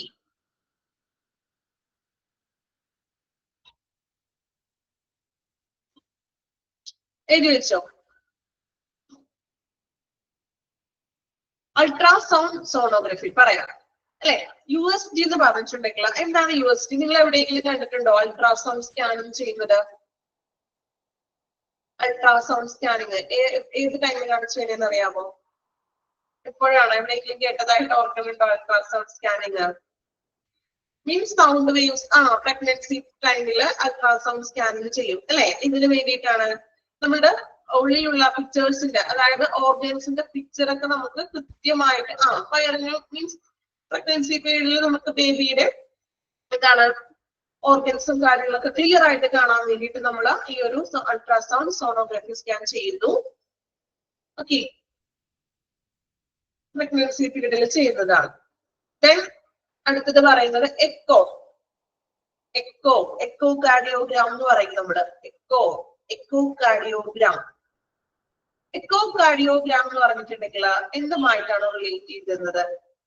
Echo heart issues ആണ് അല്ലെ? അപ്പൊ നമ്മുടെ ഹാർട്ടിന്റെ അതും ഒരു സൗണ്ട് വേവ് ഉപയോഗിച്ചിട്ട് തന്നെയാണ് നമ്മുടെ ഹാർട്ടിന്റെ ഡീറ്റെയിൽ ആയിട്ടുള്ള ഒരു ഇമേജ് നമുക്ക് ലഭിക്കുന്നത്. ഇപ്പൊ ഹാർട്ടിന്റെ സ്ട്രക്ചർ എങ്ങനെയാണ്, ഫങ്ഷൻസ്, അതുപോലെ ബ്ലഡ് ഫ്ലോ, മറ്റ് വേരിയസ് ഹാർട്ട് കണ്ടീഷനെ നമുക്ക് മോണിറ്റർ ചെയ്യാനായിട്ടാണ് എക്കോ കാർഡിയോഗ്രാം അല്ലെങ്കിൽ എക്കോ ഉപയോഗിക്കുന്നത്. ഹാർട്ടിന്റെ ഒരു ഇമേജ് കിട്ടാൻ, ക്ലിയർ ആയിട്ടുള്ള ഒരു ഇമേജ്, ഫങ്ഷൻസ് കൃത്യമായിട്ട് നടക്കുന്നുണ്ടോ, ബ്ലഡ് സർക്കുലേഷൻ ഒക്കെ ക്ലിയർ ആണോ അല്ലെ, അല്ലെങ്കിൽ മറ്റെല്ലാം നോക്കിയാണോ, ഹാർട്ട് സംബന്ധമായിട്ടുള്ള എല്ലാ കാര്യങ്ങളും മോണിറ്റർ ചെയ്യാൻ വേണ്ടിയിട്ടാണ് നമ്മൾ എക്കോ കാർഡിയോഗ്രാം ഉപയോഗിക്കുന്നത്. ഓക്കെ, ഇപ്പോ ഡയഗ്നോസ്റ്റിക്കില് BP apparatus ഉണ്ട്, endoscope, portable x-ray, then portable USG, ultrasound sonography, then echo. Okay, ഇത്രയും കാര്യങ്ങളാണ് ഡയഗ്നോസ്റ്റിക്കിൽ വരുന്നത്. ക്ലിയർ ആണോ? ഡയഗ്നോസ്റ്റിക്കിൽ വരുന്ന എക്യുപ്മെന്റ്സുകൾ ഏതൊക്കെയാണെന്ന് പേരുകൾ മാത്രം പഠിച്ചാൽ മതി, ഡീറ്റെയിൽ ആയിട്ടൊന്നുമില്ല, മനസ്സിലാക്കാൻ വേണ്ടി പറഞ്ഞു. ഓക്കെ, ഡയഗ്നോസ്റ്റിക് ഓക്കെ ആണോ? ക്ലിയർ ആണോ എല്ലാവർക്കും? ഇനി ഏതെങ്കിലും ഡൗട്ട് ഉണ്ടോ? ഓക്കെ, എൻഡോസ്കോപ്പി ഒന്നും എക്സാമിന് അങ്ങനെ ഡീറ്റെയിൽ ആയിട്ടൊന്നും ചോദിക്കില്ല കേട്ടോ, ഞാൻ നിങ്ങൾക്ക് മനസ്സിലാവാൻ വേണ്ടി പറഞ്ഞു എന്നുള്ളേ. ഇനി രണ്ടാമതായിട്ട് പറയുന്നത് തെറാപ്റ്റിക് എക്യുപ്മെന്റ്സ്. തെറാപ്റ്റിക്കിൽ വരുന്നത് എന്തൊക്കെയാണെന്ന് എക്സാമ്പിൾ നമുക്ക് നോക്കാം കേട്ടോ. തെറാപ്റ്റിക്കിൽ വരുന്നത് നെബുലൈസർ കണ്ടിട്ടുണ്ടാവുമല്ലോ, ഇപ്പൊ വീടുകളിലൊക്കെ ഉണ്ടാവും. എത്ര പേരുടെ വീട്ടിലുണ്ട് നെബുലൈസർ? മീൻസ് നെബുലൈസർ നമ്മുടെ വീട്ടിൽ തന്നെയൊക്കെ നമ്മൾ ഉണ്ട്. കുഞ്ഞു കുട്ടികളൊക്കെ ഉള്ളവർക്കാണെങ്കിൽ എപ്പോഴും ചുമ്മാ കഫക്കെട്ടൊക്കെ വരുന്നവരൊക്കെ ആണെങ്കിൽ നെബുലൈസർ ഏറ്റവും അത്യാവശ്യമുള്ള ഒരു എക്യുപ്മെന്റ് ആണ് അല്ലെ? നമുക്ക് നെബുലൈസറിന് വേണ്ടിയിട്ട് ഹോസ്പിറ്റലിൽ പോകേണ്ട ആവശ്യമില്ല. ഡോക്ടറുടെ പ്രിസ്ക്രിപ്ഷനോട് കൂടി മെഡിസിനും കാര്യങ്ങളൊക്കെ വാങ്ങിച്ചിട്ടുണ്ടെങ്കിൽ നമുക്ക് വീട്ടിൽ തന്നെ നമുക്ക് എന്ത് ചെയ്യാം? നെബുലൈസർ ചെയ്യാം. നെബുലൈസർ. ദെൻ അടുത്തത് ലാറിംഗോസ്കോപ്പ്. നമ്മൾ എൻഡോസ്കോപ്പി പഠിച്ചിട്ടോ. എൻഡോസ്കോപ്പി എവിടെയായിരുന്നു? സ്റ്റൊമക് ബേസ്ഡ് ആണ് എൻഡോസ്കോപ്പി. അങ്ങനെ ഓർത്ത് വെക്കാം കേട്ടോ. എൻഡോസ്കോപ്പി എന്ന് പറഞ്ഞിട്ടുണ്ടെങ്കിൽ സ്റ്റൊമക് ആണ്. ദെൻ ലാറിംഗോസ്കോപ്പ്. എന്ത് ലാറിംഗോസ്കോപ്പ് അല്ലെങ്കിൽ ലാറിംഗോസ്കോപ്പി എന്ന് കേട്ടിട്ടുണ്ടോ? ലാറിംഗോസ്കോപ്പി കേട്ടിട്ടുണ്ടോ? ഇല്ല. ലാറിങ്സ് എന്ന് പറഞ്ഞാൽ എന്താണ്? ലാറിങ്സ് അതറിയാമോ? ലാറിങ്സ് കേട്ടിട്ടുണ്ടോ? അതും പുതിയ ടേമാണ് ആണോ? ഓക്കെ, ലാറിങ്സ് എന്ന് ഉദ്ദേശിക്കുന്നത് നമ്മുടെ തൊണ്ട, മീൻസ് നമ്മൾ സംസാരിക്കുമല്ലോ. സോ നമ്മുടെ തൊണ്ടയുടെ ഒരു ഭാഗമായിട്ടുള്ള ശ്വാസനാളം അല്ലെങ്കിൽ വോയിസ് ബോക്സ് കേട്ടിട്ടുണ്ടോ? വോയിസ് ബോക്സ് നമ്മൾ സംസാരിക്കുമ്പോൾ നമ്മുടെ സംസാരം പുറത്തേക്ക് വരില്ലേ? യെസ്, ആ വോയിസ് ബോക്സ്. സോ ഈ വോയിസ് ബോക്സ് പരിശോധിക്കുന്നത് നമുക്ക് തൊണ്ടയ്ക്ക് എന്തെങ്കിലും പ്രോബ്ലംസ് വരുമ്പോഴോ അങ്ങനെ മറ്റു ഇൻഫെക്ഷൻസോ അങ്ങനെയൊക്കെ ഉണ്ടെങ്കിൽ അത് അറിയാൻ വേണ്ടിയിട്ട് നമ്മുടെ തൊണ്ടയിലെ വോയിസ് ബോക്സിന്റെ അല്ലെങ്കിൽ തൊണ്ടയുടെ ഭാഗമായിട്ടുള്ള ശ്വാസനാളം അത് പഠിച്ചിട്ടുണ്ടോ? പണ്ട് ബയോളജിയിലൊക്കെ പഠിച്ചിട്ടില്ലേ പിക്ചറൊക്കെ? തൊണ്ട, ശ്വാസനാളം, വോയിസ് ബോക്സ്, ലാറിങ്സ് പഠിച്ചിട്ടുണ്ടാവും, മറന്നുപോയിട്ടുണ്ടാകും അല്ലെ? പഴയ ബയോളജി ക്ലാസ് ഒക്കെ ഒന്ന് ആലോചിച്ച് കൊടുത്തിട്ട് എടുക്കുക. സോ തൊണ്ടയുടെ ഭാഗമായിട്ടുള്ള നമ്മുടെ ശ്വാസനാളത്തിന്റെ ഒരു കാഴ്ചയ്ക്ക് അല്ലെങ്കിൽ ആ ഒരു ഇമേജ് കിട്ടാൻ വേണ്ടിയിട്ട് പരിശോധിക്കുന്നതാണ് എന്ത്? ലാറിംഗോസ്കോപ്പ്. എൻഡോസ്കോപ്പ് നമ്മൾ പറഞ്ഞില്ലേ, ഒരു ചെറിയൊരു നേർത്ത ട്യൂബാണ്, അത് വയറിനുള്ളിൽ കടത്തിവിട്ട് വയറിന്റെ കാഴ്ച മീൻസ് നമ്മുടെ വയറ്റിനുള്ളിലെ പ്രോബ്ലംസ് മനസ്സിലാക്കാനായിട്ടുള്ള ഇമേജ് നമുക്ക് ആ ക്യാമറയിലൂടെ ലഭിക്കുന്നു. സെയിം അതുപോലെ തന്നെയാണ് ലാറിംഗോസ്കോപ്പി പ്രൊസീജിയർ. ചെറിയൊരു ഇതുപോലെ തന്നെ ട്യൂബാണ്, അത് നമ്മളുടെ വായിൽ കൂടിയോ അല്ലെങ്കിൽ വായിൽ കൂടിയോ ആയിരിക്കും കൂടുതലായിട്ട് ചെയ്യുന്നത്. നമ്മുടെ ശ്വാസനാളത്തിലോട്ടാണ് ആ ട്യൂബിനെ നമ്മൾ കടത്തി വിടുന്നത്. ട്യൂബിനകത്ത് ചെറിയ ക്യാമറ ഉണ്ട്. ശ്വാസനാളത്തിലുള്ള പ്രശ്നങ്ങൾ നമുക്ക് കണ്ടെത്താനായിട്ട് ഇതിലൂടെ സഹായിക്കുന്നു. ഓക്കെ, ലാറിംഗോസ്കോപ്പ് എല്ലാം ഏകദേശം പ്രൊസീജിയർ ഒക്കെ ഒന്ന് തന്നെയാണ്. എല്ലാം ഈ നേരത്തെ ട്യൂബാണ്. ലാറിംഗോസ്കോപ്പും എൻഡോസ്കോപ്പി ഒക്കെ നമ്മൾ ചെറിയ ട്യൂബാണ്. ഓരോ സെക്ഷനും നമ്മൾ പരിശോധിക്കുന്നത് മാത്രം. എൻഡോസ്കോപ്പ് ആണെങ്കിൽ വയറിനുള്ളിലാണ് നമ്മൾ പരിശോധിക്കുന്നത്. ലാറിംഗോ എന്ന് പറഞ്ഞാൽ നമ്മുടെ ലാറിങ്സ്, ശ്വാസനാളം അല്ലെങ്കിൽ നമ്മുടെ വോയിസ് ബോക്സ്. ഓക്കെ, ഒരു ഐഡിയ കിട്ടിയോ എന്താണ് ലാറിങ്സ്, ലാറിംഗോസ്കോപ്പ് എന്താണെന്നുള്ളത് ഐഡിയ കിട്ടിയോ എല്ലാവർക്കും? ഇനി മറന്നു പോകില്ലല്ലോ. Okay, next one bronchoscope. നമ്മൾ പുതിയ പുതിയ കുറെ സ്കോപ്പികൾ പരിചയപ്പെടണുണ്ടോ? എൻഡോസ്കോപ്പി, ലാറിംഗോസ്കോപ്പി, ബ്രോങ്കോസ്കോപ്പി അല്ലെ? ബ്രോങ്കൈറ്റ് നേടുന്നുണ്ടോ? ബ്രോങ്കോസൈറ്റ് നേടുന്നുണ്ടോ? ലങ്സ് അല്ലെ, നമ്മുടെ ലങ്സിന് ബാധിക്കുന്നതാണ്. അതായത് നീണ്ടു നിൽക്കുന്ന ഭയങ്കര 3 മാസമോ 4 മാസമോ ഒക്കെ നീണ്ടു നിൽക്കുന്ന ചുമ്മാ അങ്ങനെ ലങ്സ് ഇൻഫെക്ഷൻ ആകുന്നതിനെയാണ് ഈ ബ്രോങ്കോസൈറ്റ് എന്ന് പറയുന്നത്. സോ ബ്രോങ്കോസ്കോപ്പി എന്ന് പറഞ്ഞിട്ടുണ്ടെങ്കിൽ ശ്വാസകോശത്തിന്റെ പരിശോധന, ലങ്സിന്റെ പരിശോധനയാണ് എന്ത് വിളിക്കുക? ബ്രോങ്കോസ്കോപ്പ് എന്ന് വിളിക്കുന്നത്. ഓക്കെ, ഇതുപോലെ തന്നെ നമ്മൾ ശ്വാസകോശത്തിനുള്ളിലെ പ്രശ്നങ്ങൾ മനസ്സിലാക്കുകയാണ് ബ്രോങ്കോസ്കോപ്പി വഴി ചെയ്യുന്നത്. ക്ലിയർ ആയോ? അപ്പൊ 3 സ്കോപ്പികൾ പുതുതായിട്ട് നമ്മളിന്ന് പരിചയപ്പെട്ടു. ഏതൊക്കെയായിരുന്നു? Endoscopy, laryngoscopy, then bronchoscopy. Endoscope എന്ന് പറഞ്ഞിട്ടുണ്ടെങ്കിൽ നമ്മുടെ വയറിന് ഉൾഭാഗത്തെ പ്രശ്നങ്ങൾ മനസ്സിലാക്കാൻ വയറിനുള്ളിലേക്ക് നേരത്തെ ഒരു ട്യൂബ് കടത്തിവിട്ട് അതിൽ ചെറിയൊരു ക്യാമറയൊക്കെ ഉണ്ട്. നമ്മുടെ വയറിന്റെ ഉൾഭാഗം ക്ലിയർ ആയിട്ട് മോണിറ്റർ ചെയ്യുന്നു. ലാറിംഗോസ്കോപ്പി എന്ന് പറയുന്നത് നമ്മളുടെ തൊണ്ടയുടെ ഭാഗമായിട്ടുള്ള ലാറിങ്സ്, നമ്മുടെ ശ്വാസനാളത്തിലെ പ്രോബ്ലംസ് മനസ്സിലാക്കുന്ന ഒരു എന്താണ്, ഇതുപോലെ ചെറിയൊരു നോർത്ത ട്യൂബുള്ള ക്യാമറയൊക്കെ സെറ്റ് ചെയ്തിട്ട് അതിന്റെ ഉൾഭാഗം മനസ്സിലാക്കുന്നു. ബ്രോങ്കോസ്കോപ്പ് എന്ന് പറഞ്ഞിട്ടുണ്ടെങ്കിൽ ശ്വാസകോശം അല്ലെ, ശ്വാസകോശത്തിന്റെ പരിശോധനയാണ് ബ്രോങ്കോസ്കോപ്പ്. നെബുലൈസർ കേട്ടിട്ടില്ല? നെബുലൈസർ നിങ്ങൾക്ക് അറിയാലോ എന്നോർത്താണ് ഞാൻ കൂടുതൽ എക്സ്പ്ലനേഷൻ തരാനുണ്ട് കേട്ടോ. നെബുലൈസർ എന്തിനു വേണ്ടിയിട്ടാണ് ഉപയോഗിക്കുന്നത്? നെബുലൈസർ കണ്ടിട്ടുണ്ടോ? നെബുലൈസേഷന് നമുക്ക് ആസ്മ അല്ലെങ്കിൽ ആവി, അതുപോലെ തന്നെ ആസ്മയൊക്കെ ഉള്ളവർക്കാണെങ്കിലും മെഡിസിൻ ഒക്കെ ഇട്ടിട്ട് നെബുലൈസ് ചെയ്യുന്നു. ആവിയാണ് അല്ലെ, ആവി പിടിക്കാൻ വേണ്ടി നമ്മൾ ഉപയോഗിക്കുന്നു. മെഡിസിൻ ഒക്കെ ഇട്ടുകൊണ്ടും ചുമ്മാ കഫൊക്കെ ഇട്ട് അങ്ങനെയുള്ള സമയത്തും നമ്മൾ നെബുലൈസേഷൻ ചെയ്യുന്നു. മാസ്ക് ഒക്കെ വെച്ചിട്ട് നെബുലൈസേഷൻ ചെയ്യുന്നു. ക്ലിയർ ആണോ? തെറാപ്റ്റിക്. ഓക്കെ, എക്യുപ്മെന്റ്സ് എന്ന് പറഞ്ഞ ചാപ്റ്ററിലെ എല്ലാത്തിന്റെ ഫീച്ചറും ഡീറ്റെയിൽ ആയിട്ട് പഠിക്കാനുണ്ട്. അതുകൊണ്ടാണ് ഞാൻ കൂടുതലായിട്ട് പറഞ്ഞു പോകാത്തത്. എങ്കിലും മനസ്സിലാക്കാൻ വേണ്ടിയിട്ടാണ് ഞാൻ കുറച്ച് കാര്യങ്ങൾ പറഞ്ഞു തരുന്നത്. തെറാപ്റ്റിക് ഓക്കെ ആണോ? ഓക്കെ, അതിനകത്തോട്ട് പോകാമോ? Then monitoring. നമ്മള് മോണിറ്റർ ചെയ്യുന്ന എക്യുപ്മെന്റ്സ് എന്തൊക്കെയാണെന്ന് നോക്കാം. പൾസ് ഓക്സിമീറ്റർ കേട്ടിട്ടുണ്ടോ? Pulse oximeter. സാച്ചുറേഷൻ നോക്കാൻ, എന്തിന്റെ സാച്ചുറേഷൻ നോക്കാനാണ് പൾസ് ഓക്സിമീറ്റർ ഉപയോഗിക്കുന്നത്? കുറച്ചു പേർക്ക് അറിയാൻ തോന്നുന്നത്. യെസ്, നമ്മളുടെ ബ്ലഡിലുള്ള ഓക്സിജന്റെ അളവ് അല്ലെ, സാച്ചുറേഷൻ റേറ്റ് നോക്കാൻ വേണ്ടിയിട്ടാണ് നമ്മുടെ പൾസ് ഓക്സിമീറ്റർ ഉപയോഗിക്കുന്നത്. ബ്ലഡിലെ ഓക്സിജന്റെ ലെവല് മനസ്സിലാക്കാൻ. ഓക്കെ, ഇനി കാർഡിയാക് മോണിറ്റർ. കാർഡിയാക് എന്ന് പറയുമ്പോൾ തന്നെ അറിയാലോ എന്തുമായിട്ട് റിലേറ്റഡ് ആണ് കാർഡിയാക്. കാർഡിയാക് വിഭാഗം ഇല്ലേ? ഹാർട്ട് ബീറ്റ്സ് അല്ലെങ്കിൽ ഹാർട്ട് റിലേറ്റഡ് ആയിട്ടുള്ളതാണ് കാർഡിയാക് മോണിറ്റർ. നമ്മുടെ ഹൃദയത്തിന്റെ എല്ലാ പ്രവർത്തനങ്ങളെയും നമുക്ക് അളക്കാനും നമുക്ക് മെഷർ ചെയ്യാനായിട്ട് മോണിറ്റർ ചെയ്യുന്നതാണ് കാർഡിയാക് മോണിറ്റർ. ഹൃദയത്തിന്റെ പ്രവർത്തനങ്ങൾ നല്ല രീതിയിൽ നടക്കുന്നുണ്ടോ അല്ലെ, ഇതൊക്കെ നമ്മൾ വേരിയേഷൻസ് വരുന്നുണ്ടോ ഒക്കെ മോണിറ്റർ ചെയ്യുന്നതാണ് cardiac monitor. Then ECG. ECG machine. എന്താണ് ECG full form? ECG electro cardiogram. എഴുതി വെക്കുക കേട്ടോ, അറിയില്ലാത്തവരൊന്ന് എഴുതി വെക്കുക. Electro cardiogram. Electro cardiogram. Electro cardiogram എന്ന് പറയുന്നത് ഒറ്റ സെന്റൻസ് ആണ് കേട്ടോ. ഒറ്റ സെന്റൻസ് ആണ്. സെപ്പറേറ്റ് ചെയ്ത് എഴുതാം, സ്പ്ലിറ്റ് ചെയ്ത് എഴുതാൻ പാടില്ല. ഒറ്റ സെന്റൻസ് ആണ് ഇലക്ട്രോ കാർഡിയോഗ്രാം.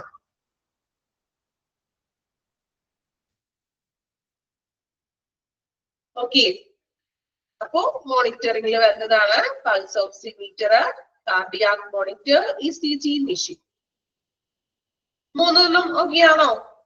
യെസ്, ഇലക്ട്രോകാർഡിയോഗ്രാം പറഞ്ഞില്ല. ECG എന്തിനു വേണ്ടിയിട്ടാണ് ECG ഉപയോഗിക്കുന്നത്? ECG എപ്പോഴാണ് ECG എടുക്കാൻ പറയുന്നത്? ഹാർട്ട് റേറ്റ് ചെക്ക് ചെയ്ത് വേരിയേഷൻസ് ഉണ്ടോന്ന് ചെക്ക് ചെയ്യാൻ വേണ്ടിയിട്ടാണ് നമ്മൾ ECG മെഷീൻ ഉപയോഗിക്കുന്നത്. ഹാർട്ട് റേറ്റില് വേരിയേഷൻസ് ഒക്കെ ഉണ്ടോ, ഹാർട്ട് റേറ്റ് ചെക്ക് ചെയ്യാനായിട്ട് ഉപയോഗിക്കുന്നു. Last one instruments. നമ്മൾ ഹോസ്പിറ്റലിൽ ഉപയോഗിക്കുന്ന മറ്റ് ഇൻസ്ട്രുമെന്റ്സ് എന്തൊക്കെയാണെന്ന്. First one IV set. IV set കേട്ടിട്ടുണ്ടോ? IV സെറ്റ് എന്താണെന്ന്? IV സെറ്റ് നിങ്ങൾ കണ്ടിട്ടുണ്ടാവും എല്ലാവരും. പക്ഷെ സംഭവത്തിന്റെ പേര് ചിലപ്പോൾ അറിയാൻ പറ്റില്ല. നിങ്ങൾ കണ്ടിട്ടുണ്ടാകും എന്തായാലും IV സെറ്റ്. Intravenous set. ഇൻട്രാവീനിയസ് ഉണ്ടോ? IV ഇൻട്രാവീനിയസ് കമന്റ് ഇട്ടിട്ടുണ്ട് കേട്ടോ.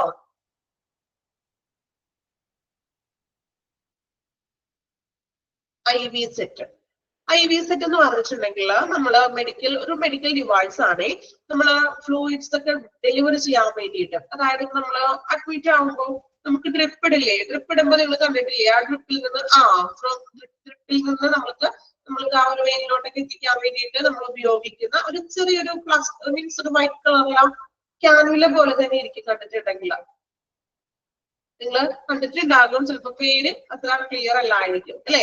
IV സെറ്റ് എന്ന് പറഞ്ഞിട്ടുണ്ടെങ്കിൽ നമ്മൾ ഫ്ലൂയിഡ്സിനൊക്കെ ഡെലിവറി ചെയ്യാൻ വേണ്ടിയിട്ട് ഉപയോഗിക്കുന്നതാണ്. അതായത് ഡ്രിപ്പ് ഇടില്ലേ? ആ ഒരു മീൻസ് നമ്മളൊരു കുപ്പിയിൽ നിന്ന് നമുക്ക് ആ ഡ്രിപ്പ് മെഡിസിൻ ഇങ്ങനെ നമ്മുടെ ക്യാനുല വഴി എത്തുമല്ലോ. ആ ക്യാനുലയിൽ നമ്മൾ സെറ്റ് ചെയ്യുന്നതാണ് IV സെറ്റ്. അപ്പൊ ഈ IV സെറ്റ് വഴിയാണ് നമുക്ക് ആ ക്യാനുലാസിനും കൂടെ നമ്മളുടെ നമ്മുടെ ഞരമ്പിലോട്ട് നമ്മുടെ മെഡിസിൻസ് കയറില്ലേ? അത് പിക്ചർ കാണിച്ചു തരാം. അപ്പൊ കുറച്ചും കൂടി ക്ലിയർ ആവും. ഓക്കെ, ക്ലാസ് കഴിഞ്ഞിട്ട് ടൈം ഉണ്ടെങ്കിൽ ഞാൻ കുറച്ച് പിക്ചറുകൾ ഒന്ന് പരിചയപ്പെടുത്തി തരാം.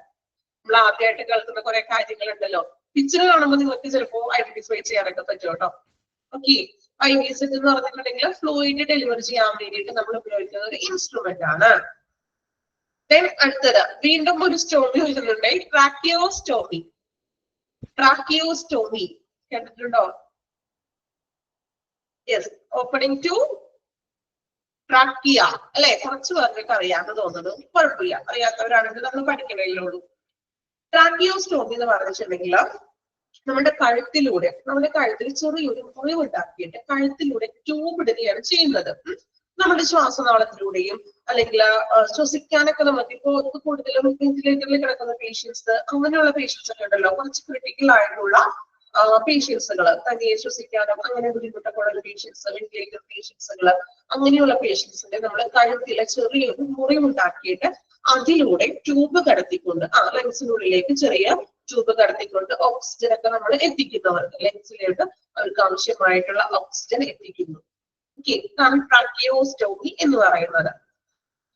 Okay, last one instrument trolley. Instrument trolley അറിയാലോ? ഹോസ്പിറ്റലുകളിൽ നമ്മൾ കണ്ടിട്ടുണ്ടാകും.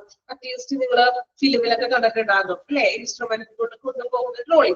ഇപ്പോൾ ഇഞ്ചക്ഷൻസ് ആകാം, മെഡിസിൻസ് ഒക്കെ കൊണ്ടുപോകുന്ന ട്രോളികള്, ഹോസ്പിറ്റലിലൊക്കെ മറ്റ് ഇൻസ്ട്രുമെന്റ്സ് ഒക്കെ കൊണ്ടുപോകുന്ന ട്രോളി കണ്ടിട്ടുണ്ടോ? ട്രോളി, ഇൻസ്ട്രുമെന്റ് ട്രോളി ഫിലിമിൽ കണ്ടിട്ടുണ്ടാവൂലേ? നിങ്ങൾ നേരിട്ട് കണ്ടിട്ടില്ലെങ്കിലോ അല്ലെ? ഓക്കെ, അപ്പോ നമ്മൾ ടേബിൾ പഠിച്ചു, എക്യുപ്മെന്റ്സ് ആണ് പഠിച്ചത്. എക്യുപ്മെന്റ്സിന് നമ്മൾ 4 ക്ലാസിഫൈ ചെയ്തിരിക്കുകയാണ്. Diagnostic, therapeutic, monitoring, instrument. അതില് ഡയഗ്നോസ്റ്റിക് രോഗം കണ്ടുപിടിക്കാൻ, രോഗനിർണയത്തിന് വേണ്ടിയിട്ട് നമ്മൾ ഉപയോഗിക്കുന്ന എക്യുപ്മെന്റ്സുകളാണ് BP apparatus, endoscope, portable x-ray, portable USG, ultrasound, sonography, then echo. Tracheostomy ഒന്നുകൂടെ പറയാം. ട്രാക്കിയോസ്റ്റോമി എന്ന് പറയുന്നത് നമ്മൾ വെന്റിലേറ്ററിലൊക്കെ കിടപ്പായിട്ടുള്ള പേഷ്യൻസ് ഉണ്ടാവുമല്ലോ, തീരെ തനിയെ ശ്വസിക്കാൻ ബുദ്ധിമുട്ടുള്ളവരോ അങ്ങനെയുള്ള കുറച്ചുകൂടി ക്രിട്ടിക്കൽ ആയിട്ടുള്ള പേഷ്യൻസിനൊക്കെയാണ് നമ്മൾ ഈ ട്രാക്കിയോസ്റ്റോമി ചെയ്യുന്നത്. മെയിൻ ആയിട്ട് ട്രാക്കിയോസ്റ്റോമി എന്ന് പറഞ്ഞിട്ടുണ്ടെങ്കിൽ കഴുത്തില ചെറിയൊരു മുറിവുണ്ടാക്കി കഴുത്തിലൂടെ ട്യൂബ് ഇടും. അപ്പൊ ഈ ട്യൂബ് വഴി അവർക്ക് ശ്വാസകോശത്തിലോട്ട് അവർക്ക് ആവശ്യമായിട്ടുള്ള ഓക്സിജൻ എത്തിക്കുന്നു. ഓക്സിജൻ കൊടുക്കാന്നൊക്കെ പറയില്ലേ? അപ്പൊ അത്രയ്ക്ക് ക്രിട്ടിക്കൽ കണ്ടീഷൻസിലൊക്കെയാണ് ഈ ട്രാക്കിയോസ്റ്റോമി കഴുത്തിൽ മുറിവുണ്ടാക്കി നമ്മൾ അവർക്ക് ആവശ്യമായിട്ടുള്ള ഓക്സിജൻ കൊടുക്കുന്നത്. തനിയെ അവർക്ക് ശ്വസിക്കാനൊക്കെ ബുദ്ധിമുട്ടുള്ള പേഷ്യൻസ് ആണ്. ക്ലിയർ ആയോ? ട്രാക്കിയോസ്റ്റോമി ഡീറ്റെയിൽ ഒന്നും പഠിക്കാനില്ല, പേടിക്കണ്ട.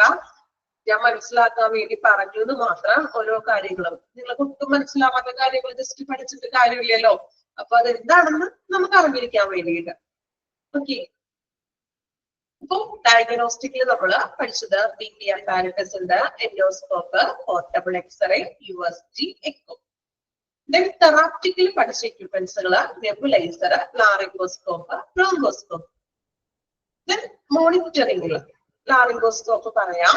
ലാറിംഗോസ്കോപ്പ് എന്ന് പറഞ്ഞാൽ എന്തായിരുന്നു? ലാറിങ്സ്, നമ്മളുടെ തൊണ്ടയുടെ ഭാഗമായിട്ടുള്ള ശ്വാസനാളം അല്ലെ, അതിന്റെ പരിശോധന. അതായത് ശ്വാസനാളത്തിനുള്ളിലേക്ക് ചെറിയൊരു നോർത്ത് ട്യൂബ് ഇട്ടിട്ട് ശ്വാസകോശ സംബന്ധമായിട്ടുള്ള അസുഖങ്ങളൊക്കെ വരുമ്പോൾ നമ്മൾ പരിശോധിക്കാൻ വേണ്ടിയിട്ടാണ് ഈ ഒരു പ്രൊസീജിയർ ചെയ്യുന്നത്.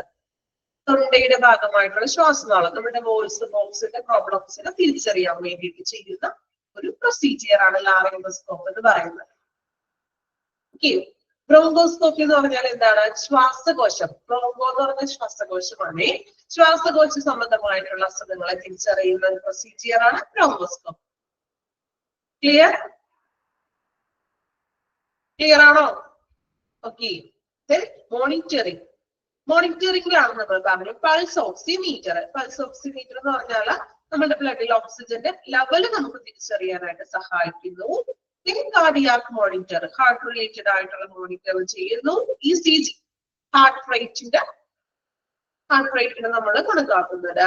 ഇൻസ്ട്രുമെന്റ്സിൽ IV set, intravenous set, tracheostomy and instrument rolling.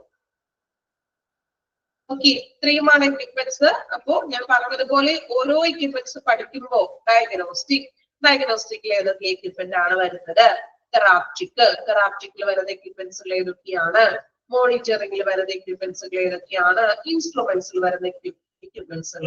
വളരെ കുറച്ച് നിങ്ങൾക്ക് പഠിക്കാൻ എളുപ്പത്തിന് മാക്സിമം കുറെ എക്യുപ്മെന്റ്സ് ഉണ്ട്. ഞാൻ പറഞ്ഞല്ലോ, ഒരു എക്യുപ്മെന്റ്സ് എന്ന് പറഞ്ഞൊരു ചാപ്റ്റർ തന്നെയുണ്ട് പഠിക്കാൻ. സോ അതിൽ നിന്ന് മാക്സിമം ഷോർട്ട് ചെയ്തിട്ട് തന്നിരിക്കുകയാണ്. ഇതിലും ഷോർട്ട് ആക്കാനായിട്ട് പറ്റുമെന്ന് എനിക്ക് അറിയില്ല കേട്ടോ. പോർട്ടബിൾ എക്സ്റേ എന്ന് പറഞ്ഞിട്ടുണ്ടെങ്കിലേ വലിയ എക്സ്റേ മെഷീൻ അല്ല, ചെറുത്, അതായത് നമുക്ക് മൂവ് ചെയ്യിക്കാൻ പറ്റുന്ന രീതിയിലുള്ളത് ചെറിയ എക്യുപ്മെന്റ്. മീൻസ് എക്സ്റേ മെഷീൻ തന്നെ ചെറുത്, മൂവബിൾ ആയിട്ടുള്ളത്.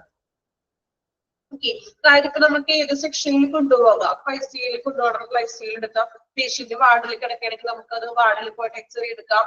റൂമിലാണെങ്കിൽ റൂമിൽ കൊണ്ടുപോകാം. അങ്ങനെ നമുക്ക് മൂവബിൾ ആയിട്ട് കൊണ്ടുപോകാൻ പറ്റും എക്സ്റേ.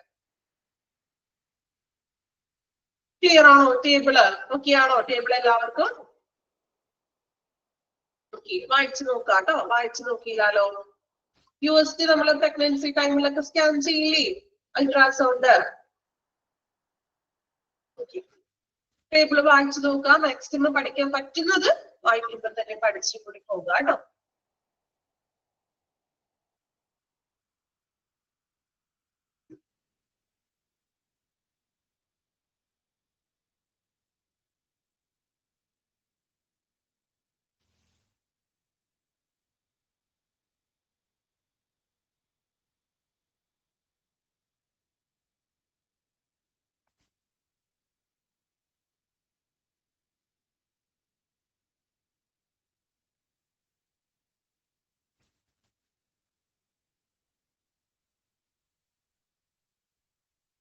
തെറാപ്റ്റിക് എന്ന് വെച്ചിട്ടുണ്ടെങ്കിൽ ഉദ്ദേശിക്കുന്നത് ചികിത്സക്കായിട്ട്. മീൻസ് നെബുലൈസർ ഒക്കെ നമ്മള് അസുഖം മാറാൻ വേണ്ടിയിട്ടല്ലേ നമ്മൾ ഉപയോഗിക്കുന്നത്. എപ്പോഴും ആവി പിടിക്കുന്നതും മറ്റും നമ്മൾക്കൊരു റിലാക്സ് കിട്ടാൻ വേണ്ടിയിട്ടാണ് അല്ലെ.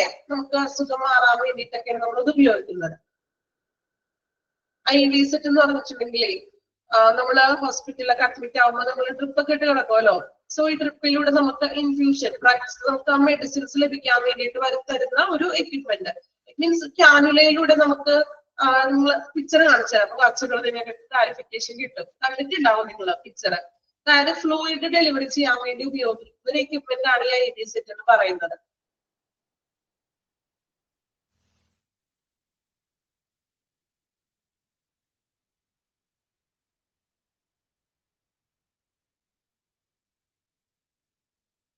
വായിച്ചോ? കംപ്ലീറ്റ് ചെയ്തു എല്ലാവരും?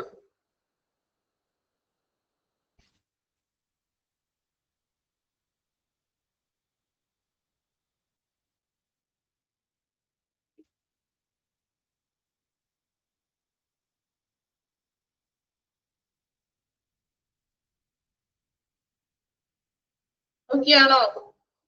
പഠിച്ചു എല്ലാവരും? ടേബിള് വായിച്ചിട്ട് ഓക്കെ ആണോ?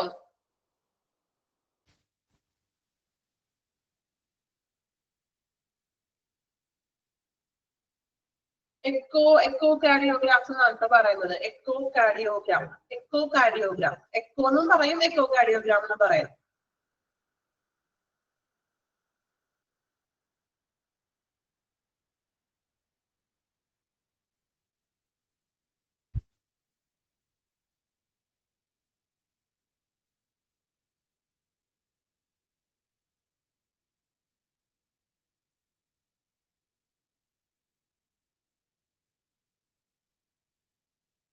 ടേബിൾ ഒന്ന് വായിച്ചു നോക്കാം കേട്ടോ. ജസ്റ്റ് ആ ടേബിൾ ഒന്ന് വായിച്ചു നോക്കാം.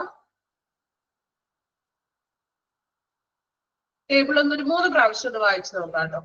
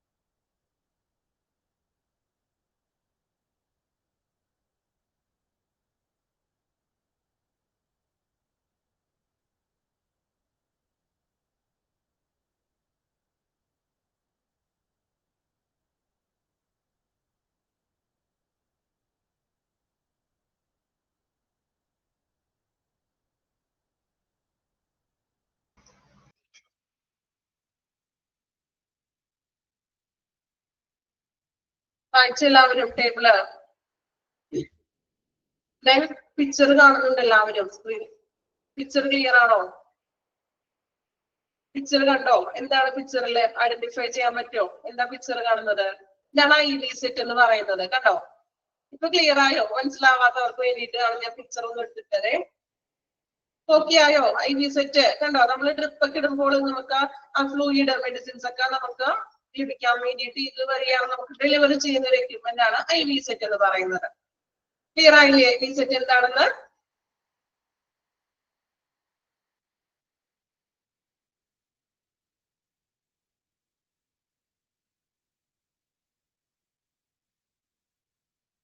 ലാറിംഗോസ്കോപ്പി പിക്ചർ നോക്കാം കേട്ടോ. പിക്ചർ നോക്കാം കണ്ടോ?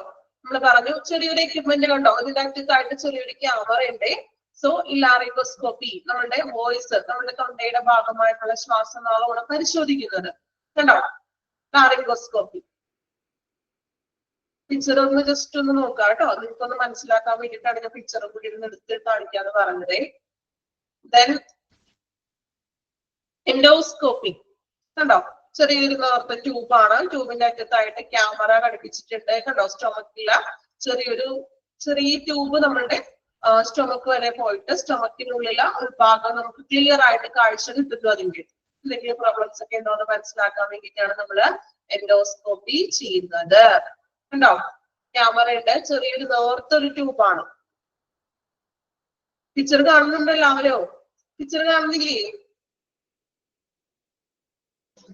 Okay, endoscopy. Then USG ultrasound. നമ്മൾ പറഞ്ഞു പ്രഗ്നൻസി ടൈമില് അബ്ഡോമിനൽ അൾട്രാസൗണ്ട് ആണ് അൾട്രാസൗണ്ട് സോണോഗ്രഫി അല്ലേ? സ്കാൻ ചെയ്യുമ്പോൾ ഉള്ളിലുള്ള കുഞ്ഞിന്റെ ഡീറ്റെയിൽസും അവയവങ്ങൾ എങ്ങനെയൊക്കെയാണെന്നൊക്കെ നമുക്ക് ക്ലിയർ ആയിട്ട് മനസ്സിലാക്കാൻ സാധിക്കുന്നു. Okay, USG.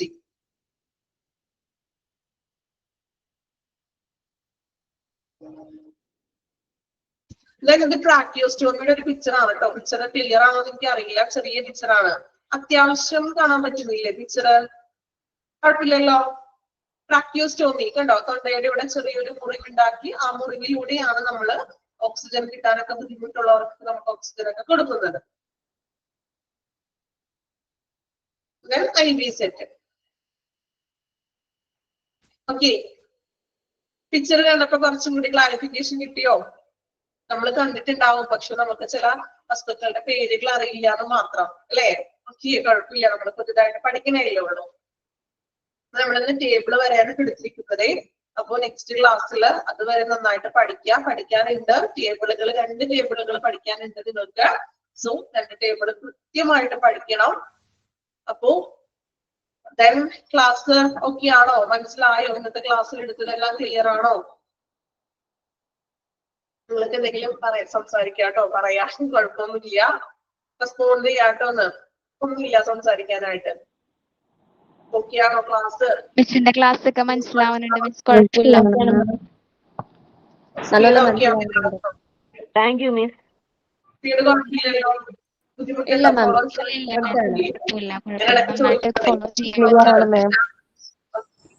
എന്തെങ്കിലും ബുദ്ധിമുട്ടുണ്ടെങ്കിൽ പറയാം കേട്ടോ. ക്ലിയർ ആവാത്തതോ ഓക്കെ മാം. മനസ്സിലാവാത്തത് ഉണ്ടെങ്കിൽ മേ നെക്സ്റ്റ് മാം. ക്ലാസ് ചോദിച്ച് ക്ലിയർ ചെയ്യാം. Okay ma'am. Okay. Thank you all. നന്നായിട്ടാ താങ്ക് യു മാം. ടീച്ചറെ, താങ്ക് യു സോ നന്നായിട്ടാ മച്ച്. പഠിപ്പിക്കുന്നത്. Thank you ma'am. Thank you ma'am. Thank you ma'am. Thank you, ma'am. Thank you ma'am.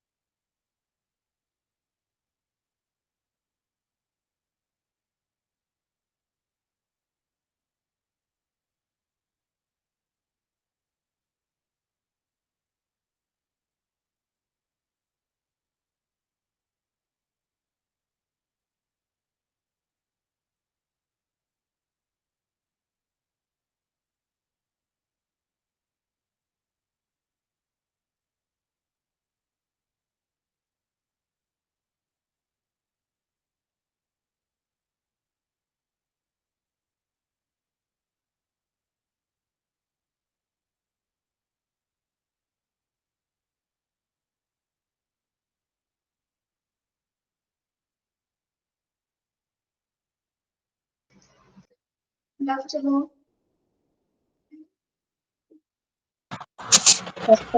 Good afternoon, Good miss. afternoon. Good afternoon, ma'am. Good afternoon, ma'am. Good afternoon. Good afternoon, ma'am. Good afternoon. Good Good afternoon, afternoon, ma'am. ma'am. Good afternoon. PDF കാണാമോ? അല്ല. ഇല്ല മാം, picture മാത്രമേ കാണുന്നുള്ളൂ, PDF കാണുന്നില്ല. Okay okay. എന്തൊക്കെയുണ്ട് വിശേഷം? സുഖാണോ? സുഖാണ് miss.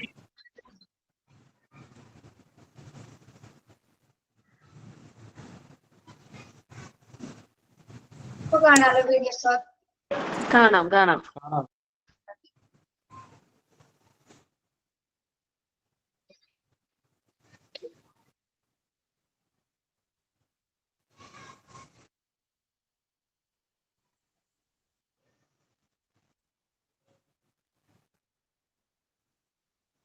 ആ സുഖമാണോ പിരാമി?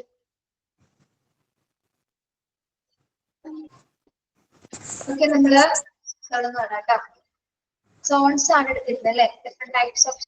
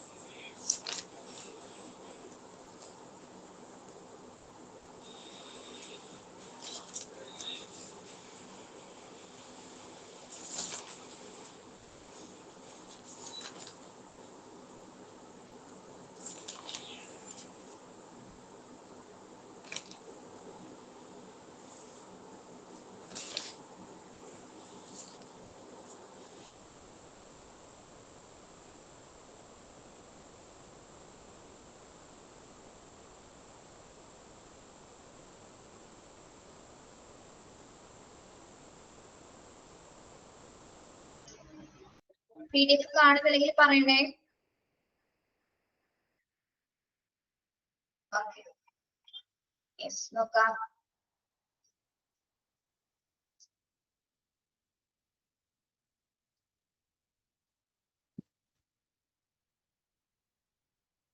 യെസ്, ടൈപ്പ് സോൺസ് ഓണൊക്കെ ഏതാന്ന് പറഞ്ഞത്? ഓട്ടീസിൽ ഏതൊക്കെ സോൺസ് ഉണ്ട്?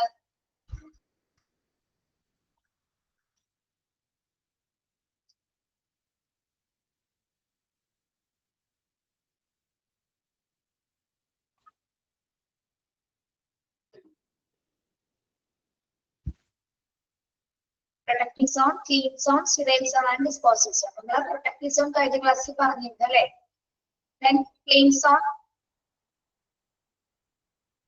ക്ലീൻ സോണിൽ എന്തൊക്കെയാണ് ഉൾപ്പെടുന്നത്? ക്ലീൻ സോണിലെ pre operating room, recovery room, plaster room, staff room, anaesthetic room. എന്താണ് എയ്സ്തെറ്റിക് റൂം എന്ന് പറയുന്നത്? എയ്സ്തെറ്റിക് റൂം, എയ്സ്തെറ്റിക് റൂം എന്തൊക്കെയായിരിക്കും എയ്സ്തെറ്റിക് സ്റ്റോർ റൂമിൽ വരുന്നത്? എയ്സ്തെറ്റിക് സ്റ്റോർ റൂമില് ആരെങ്കിലും അറിയാമോ?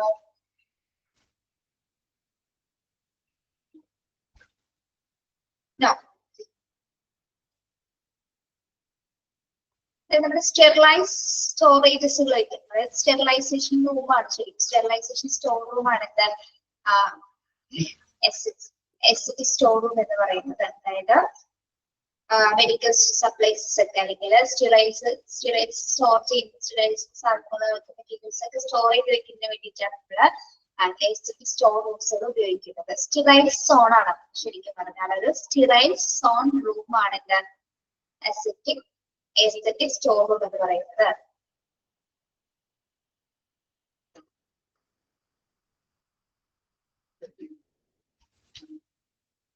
PDF പോകുന്നുണ്ടെങ്കിൽ പറയണേ.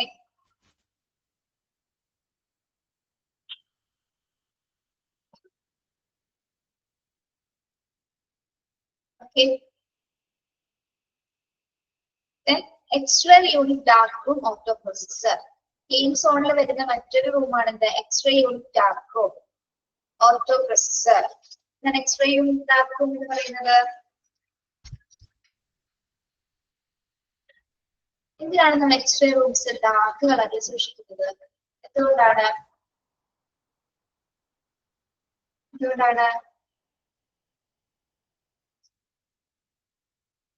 റേഡിയേഷൻ ഉള്ളതുകൊണ്ട് മാത്രമാണോ? അതായത് ലൈറ്റിന്റെ എക്സ്പോഷർ ഉണ്ടായി കഴിഞ്ഞാൽ എക്സ്റേസുകൾ നശിച്ചു പോകാനുള്ള കാരണം അല്ലെ? ലൈറ്റിന്റെ എക്സ്പോഷർ വരുന്ന കഴിഞ്ഞാല് chapter name operation theatre, page number 147 ആണോ? പേജ് നമ്പർ എത്രയാണ് പറഞ്ഞോട്ടെ?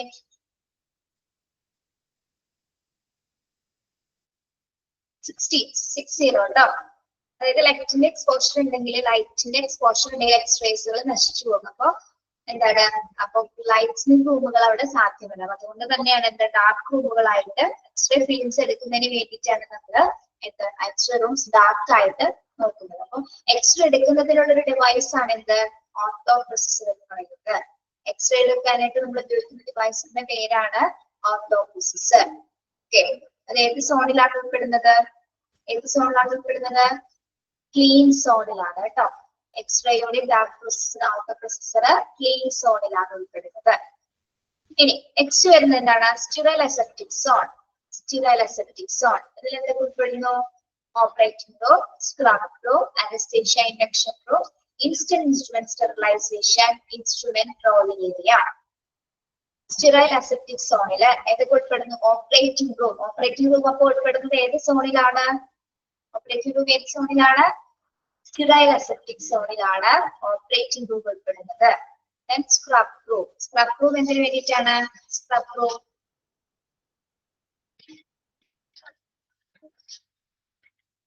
സ്ക്രബിംഗ് പ്രൊസീജിയേഴ്സ് ഒക്കെ നടത്തുന്നതിന് വേണ്ടിയിട്ടാണ് സ്ക്രബ് റൂംസുകൾ ക്രിയേറ്റ് ചെയ്തിരിക്കുന്നത്.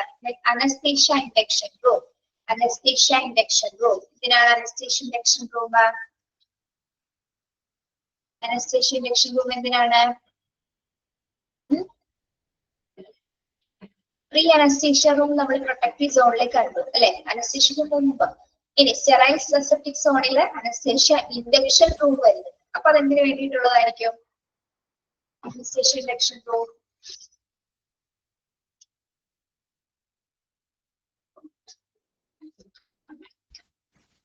അനസ്തേഷ്യ എടുക്കുന്നതിന് വേണ്ടിയിട്ട് അല്ലെ, അനസ്തേഷ്യ എടുക്കുന്നതിന് വേണ്ടിയിട്ടുള്ള ഒരു റൂം സ്റ്റെറൈൽ അസെപ്റ്റിക് സോണിലാണ് ഉൾപ്പെടുന്നത്. എന്നാണ് അനസ്തേഷ്യ ഇൻഡക്ഷൻ റൂം എന്ന് പറയുന്നത്. Then instant instrument sterilization. Instant instrument sterilization.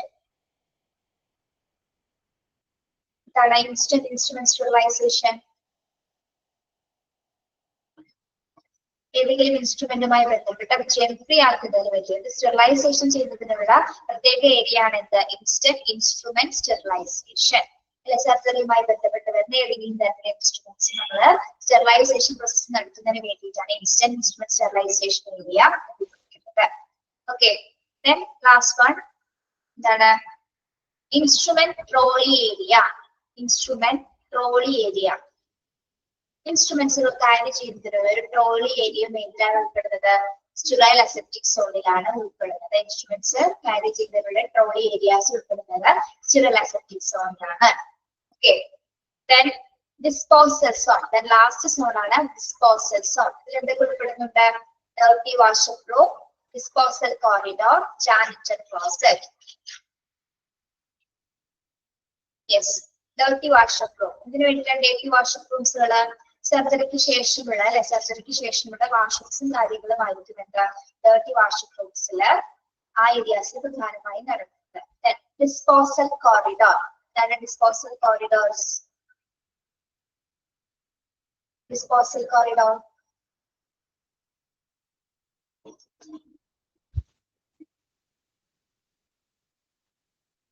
Yes, waste materials. സർജറിക്ക് ശേഷമുള്ള വേസ്റ്റ് മെറ്റീരിയൽസ് ഒക്കെ കൊണ്ടുപോകുന്നതിന് വേണ്ടിയിട്ടാണ് ഡിസ്പോസൽ കോറിഡോർസ് വരുന്നത്. ഡിസ്പോസൽ സോണിലാണ് ആ ഏരിയ ഉൾപ്പെടുന്നത്. Okay, then janitor closet. Janitor closet എന്താണ്? ജാനിറ്റർ ക്ലോസറ്റ്സ് അതായത് നമ്മള് സർജറിക്ക് ഉപയോഗിച്ച എല്ലാ സാധനങ്ങളും, എല്ലാ മെറ്റീരിയൽസുകളും, അതായത് ഓപ്പറേഷൻ റൂംസിൽ ഉപയോഗിച്ചിരുന്ന എല്ലാ മെറ്റീരിയൽസും ഡിവൈസുകളും ഒക്കെ ക്ലീൻ ചെയ്യുന്നതിനായിട്ട് എല്ലാ ഉപകരണങ്ങളും സൂക്ഷിച്ചു വെക്കുന്ന ഏരിയ ആണ് എന്ത്? ജാനിറ്റർ ക്ലോസറ്റ്സ് എന്ന് പറയുന്നത്. അതായത് അവിടെ എന്തൊക്കെ ഉണ്ടായിരിക്കും? ബക്കറ്റ്സ് ഉണ്ടായിരിക്കും, കെമിക്കൽ ഏജൻസികൾ ഉണ്ടായിരിക്കും, സ്റ്റെറിലൈസ് ചെയ്യാനുള്ള എല്ലാ സാധനങ്ങളും ജാനിറ്റർ ക്ലോസറ്റ്സിൽ ഉണ്ടായിരിക്കും. കെമിക്കൽസ് ക്ലീൻ ചെയ്യുന്നതിന് വേണ്ടിയിട്ടുള്ള ബക്കറ്റ്സ്, അതിന്റെ മോപ്പിംഗ് സാധനങ്ങളെല്ലാം തന്നെ ഇതിലുണ്ടായിരിക്കും ജാനിറ്റർ ക്ലോസറ്റ്സ് ഏരിയയിൽ ഉണ്ടായിരിക്കും. ഓക്കെ, ഓപ്പറേഷൻ റൂംസിൽ ഉപയോഗിച്ച എല്ലാ ഡിവൈസസുകളൊക്കെ ക്ലീൻ ചെയ്യുന്നതിനായിട്ട് ആവശ്യമായിട്ടുള്ള കെമിക്കൽസും അതിന് വേണ്ട മറ്റ് ഡിറ്റർജൻസ് തുടങ്ങിയ എല്ലാ സാധനം ക്ലീൻ ചെയ്യുന്ന പ്രോസസ്സുമായി ബന്ധപ്പെട്ട എല്ലാ സാധനങ്ങളും ഉൾപ്പെടുന്നതിലായിരിക്കും ജാനിറ്റർ ക്ലോസറ്റിലായിരിക്കുള്ളൂ. ഓക്കെ, അത് ഡിസ്പോസൽ സോണിലാണ് ഉൾപ്പെടുന്നത്. ഓക്കെ, ഒന്നുകൂടി നോക്കാം.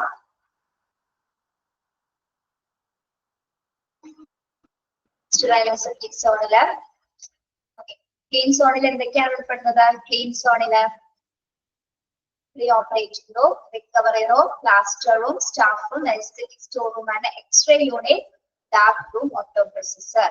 Autoprocessor എന്താണെന്നാണ് പറഞ്ഞത് നമ്മള് എക്സ്റേ എടുക്കുന്നതിനുള്ള ഡിവൈസസ് ആണ് ഇത് ഓട്ടോപ്രൊസസർ എന്ന് പറയുന്നത്. ഓക്കെ, ഇനി അപ്പൊ ക്വസ്റ്റ്യൻ വരുന്നത് ഓട്ടോപ്രൊസസർ ഏത് സോണിലായിരിക്കും ഉൾപ്പെടുന്നതെന്നാണ് കേട്ടോ. ഈ എക്സ്റേ റൂം ഏത് സോണിലാണ് ഉൾപ്പെടുന്നത്, ഏത് സോണിലാണ്? ക്ലീൻ സോണിലാണ്. അങ്ങനെയായിരിക്കും ക്വസ്റ്റ്യൻസ് വരുന്നത്. സ്റ്റീറൽ അസെപ്റ്റിക് സോണിൽ എന്തൊക്കെ വരുന്നു? ഓപ്പറേറ്റിംഗ് റൂം വരുന്നത് എവിടെയാണ്? ഓപ്പറേറ്റിംഗ് റൂം വരുന്നത് കേൾക്കുന്നുണ്ട് ടീച്ചർ പറയുന്നത്?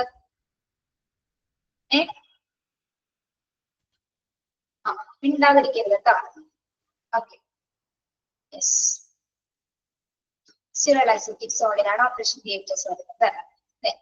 സ്ക്രബ് റൂം, പിന്നെ anesthesia induction room, anesthesia എടുക്കുന്നതിനുള്ള room, anesthesia induction room, then instant instrument sterilization, ഇൻസ്ട്രുമെന്റ്സുകള് ഉടനടി ക്ലീൻ ചെയ്യുന്നതിന് വേണ്ടിയിട്ടുള്ള സ്റ്റെറിലൈസേഷൻ റൂം ഉണ്ടായിരിക്കും. ഇൻസ്ട്രുമെന്റ്സ് ക്യാരി ചെയ്യുന്നതിനുള്ള ട്രോളി ഏരിയയിൽ ഉൾപ്പെടുന്നത് സ്റ്റെറൈൽ അസെപ്റ്റിക് സോണിലാണ്. ഓക്കെ, ഡിസ്പോസൽ സോണിലോ? ഡിസ്പോസൽ സോണിൽ എന്തൊക്കെയാണ് ഉൾപ്പെടുന്നത്? Dirty washer rooms, disposal corridor and janitor closet. നാല് സോൺസും ക്ലിയർ ആണോ? സംശയമുണ്ടോ?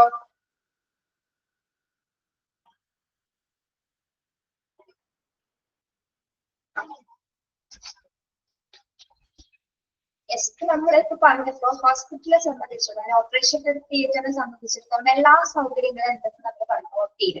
പക്ഷെ OT-യിൽ കുറച്ച് ഡെഫിഷ്യൻസി ഉണ്ട്. ഇതാണ് ചില പോരായ്മകളുണ്ട് operation theatres. Usual areas of deficiency OT-സിലെ ചില പ്ലേസസില്, ചില ഓപ്പറേഷൻ തിയേറ്ററിലെ ചില ഏരിയാസിലെ കുറച്ച് ഡെഫിഷ്യൻസി അല്ലെങ്കിൽ പോരായ്മകളുണ്ട്. അതെന്തൊക്കെയാണ് നമുക്ക് നോക്കാം. ഓക്കെ, അത് ഓരോ ഹോസ്പിറ്റലിൽ ഡിപ്പെൻഡ് ചെയ്തുകൊണ്ടായിരിക്കും കേട്ടോ. ഓരോ ഹോസ്പിറ്റലിൽ ഡിപ്പെൻഡ് ചെയ്തിട്ടായിരിക്കും ഇത്തരത്തിലുള്ള ഡെഫിഷ്യൻസികൾ വരുന്നത്. എങ്കിലും പ്രധാനമായിട്ട് വരുന്ന ഡെഫിഷ്യൻസി ഏതൊക്കെയാണെന്നാണ് സൂചിപ്പിക്കുന്നത്. Okay, usual areas of deficiency in OTs. ഒന്ന്, നോ റിസപ്ഷൻ ഏരിയ. ഓപ്പറേഷൻ തിയേറ്റേഴ്സിൽ പോയിട്ടുണ്ടാവും അല്ലെ, തിയേറ്ററിന് മുമ്പിൽ പോയിട്ടുണ്ടായിരിക്കും. അവിടെ റിസപ്ഷൻ ഏരിയ കാണാറുണ്ടോ? ഓപ്പറേഷൻ തിയേറ്ററിൽ മാത്രമായിട്ട് കണ്ടിട്ടുണ്ടോ? ഇല്ല അല്ലെ. നമുക്കറിയാം, ഇപ്പൊ നമ്മളുടെ പേഷ്യൻസ് ആരെങ്കിലും റിലേറ്റീവ്സ് ഒക്കെ അകത്തായിട്ടുണ്ടെങ്കിൽ, തിയേറ്ററിന് അകത്തുണ്ടെങ്കിൽ അകത്ത് നിന്ന് ഒരാൾ പുറത്തു വരാതെ നമുക്ക് അവിടെ എന്താണ് നടക്കുന്നത് ഇൻഫർമേഷൻ അറിയാൻ പറ്റില്ല അല്ലെ. നമ്മൾ ഭയങ്കര ടെൻഷൻ അടിച്ച് പുറത്തേക്ക് വരും, ഒന്നും അറിയാൻ പറ്റില്ല. അവിടെ നിന്ന് അകത്തുനിന്ന് ഒരാൾ പുറത്തേക്ക് വരാം, പക്ഷെ തിയേറ്ററിന്റെ അകത്തുനിന്ന് ഒരാൾ പുറത്തേക്ക് വരുന്നവരെ നമ്മൾ വെയിറ്റ് ചെയ്ത് വരും. പക്ഷെ അവിടെ ഒരു റിസപ്ഷൻ ഏരിയ ഉണ്ടായിരുന്നെങ്കിലോ, നമുക്ക് പേഷ്യൻസിന്റെ ഡീറ്റെയിൽസ് എങ്കിലും അറ്റ്ലീസ്റ്റ് ആ ടൈമില്, കൃത്യ ടൈമില് ഒരാളുടെ ക്യാമറ ഇങ്ങനെ ഓൺ ആയിരിക്കുന്നുണ്ട് കേട്ടോ. ക്യാമറ ഓഫ് ചെയ്യുമെങ്കിൽ ഓഫ് ചെയ്യാം, അല്ലെങ്കിൽ ഫേസ് കാണിക്കുന്നതിന് പ്രശ്നമില്ല. ക്യാമറ ഓഫ് ചെയ്തു. പേര് എനിക്കറിയില്ല. സുജിത് വിശ്വനാഥ്. സുജിത്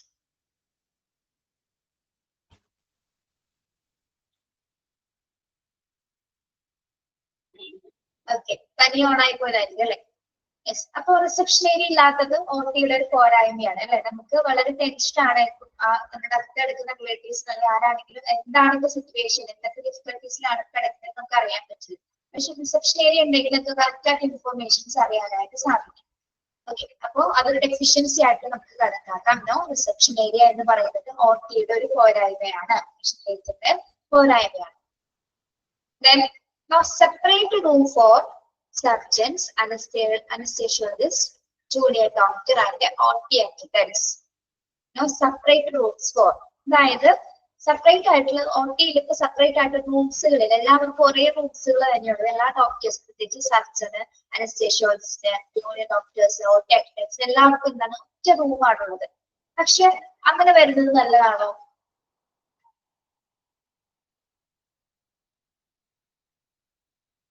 സെപ്പറേറ്റ് റൂം ഇല്ലാത്തത് കൊണ്ട് തന്നെ അവിടെ ഇൻഫെക്ഷനുള്ള സാധ്യതയുണ്ട് അല്ലെ. എല്ലാവരും കൂടി ഒരു ക്രോസ് കണ്ടാമിനേഷൻ വരാനുള്ള എല്ലാവരും കൂടി സമ്പർക്കം വരുന്ന സമയത്ത് അവിടെ ഒരു ഇൻഫെക്ഷൻസ് വരാനുള്ള സാധ്യതയുണ്ട്.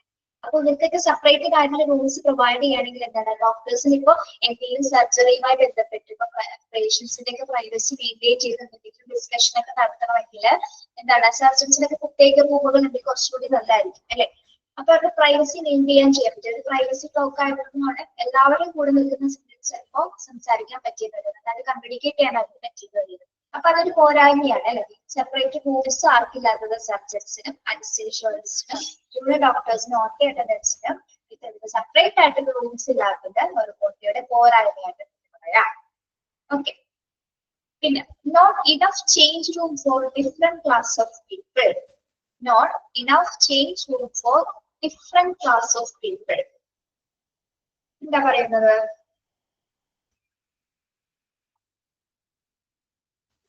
അതായത് ഒരു ഓപ്പറേഷൻ തിയേറ്ററിനെ സംബന്ധിച്ചിടത്തോളം പല ടൈപ്സ് ഓഫ് ക്ലാസ്സസ് പീപ്പിൾ അവിടെ വർക്ക് ചെയ്യുന്നുണ്ട് അല്ലെ, പലതരത്തിലുള്ള ആൾക്കാർ വർക്ക് ചെയ്യുന്നുണ്ട്. അപ്പൊ അവർക്ക് എന്താണ് ചേഞ്ചിങ് റൂം സെപ്പറേറ്റഡ് ആയിട്ടൊരു ഡിഫറെന്റ് ക്ലാസ് എന്ന് പറയുമ്പോൾ അവിടെ ഇപ്പൊ ഓർട്ടിയില് പ്രധാന ഏരിയാസിൽ വർക്ക് ചെയ്യുന്നവരുണ്ടാവും, ലോ സ്റ്റേജിൽ വർക്ക് ചെയ്യുന്നവരുണ്ടാവും. എല്ലാവരും ഒരുമിച്ച് വരുന്ന സമയത്തും അവിടെയും എന്തുണ്ടാകാനുള്ള സാധ്യതയുണ്ട്. ഇപ്പൊ എല്ലാവരും ഒരുമിച്ച് വന്ന് പി വെയർ ചെയ്യുന്ന ഒരുമിച്ചായിരിക്കും അല്ലെ. പേഴ്സണൽ പ്രൊട്ടക്റ്റീവ് എക്യുപ്മെന്റ്സ് എല്ലാവരും ഒരേ സ്ഥലത്ത് വന്നായിരിക്കും വെയർ ചെയ്യുന്നത്. ആ ഒരു സമയത്ത് പലരും പല സ്ഥലങ്ങളിൽ നിന്നാണ് കയറി വരുന്നത്. അപ്പൊ ഒരുമിച്ച് നിൽക്കുന്ന സമയത്ത് എന്താണ് അവിടെ ഇൻഫെക്ഷൻസ് വരാനുള്ള സാധ്യതയുണ്ട് അല്ലെ. പുറത്തു നിന്നാണ് അവരെ അടുത്തേക്ക് വന്നിരിക്കുന്നത്. പക്ഷെ ഇവർക്കൊക്കെ എന്താണ് സെപ്പറേറ്റഡ് ആയിട്ട് ഡിഫറെന്റ് ക്ലാസ് ഓഫ് പീപ്പിളിന് സെപ്പറേറ്റഡ് ആയിട്ടുള്ള റൂംസ് ചേഞ്ച് റൂംസ് കൊടുക്കുകയാണെങ്കിൽ അത്തരത്തിലുള്ളൊരു ഇൻഫെക്ഷൻസ് വരാനുള്ള സാധ്യത നമുക്ക് കുറയ്ക്കാനായിട്ട് സാധിക്കും. ഓക്കെ, ഓരോരുത്തർക്കും സെപ്പറേറ്റ് റൂംസ് അല്ല, ഡിഫറെന്റ് ക്ലാസ് ഓഫ് പീപ്പിളിന് നമുക്ക് എന്താണ് സെപ്പറേറ്റ് റൂംസ് ചേഞ്ചിങ് റൂംസ് കൊടുക്കുകയാണെങ്കിൽ ആ ഒരു പോരായ്മ നമുക്ക് നികത്താൻ സാധിക്കും. ഓക്കെ, മനസ്സിലായോ? അത് third point.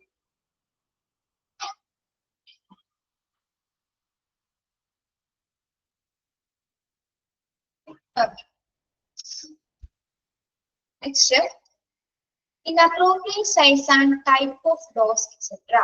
Inappropriate size and type of doors, etc.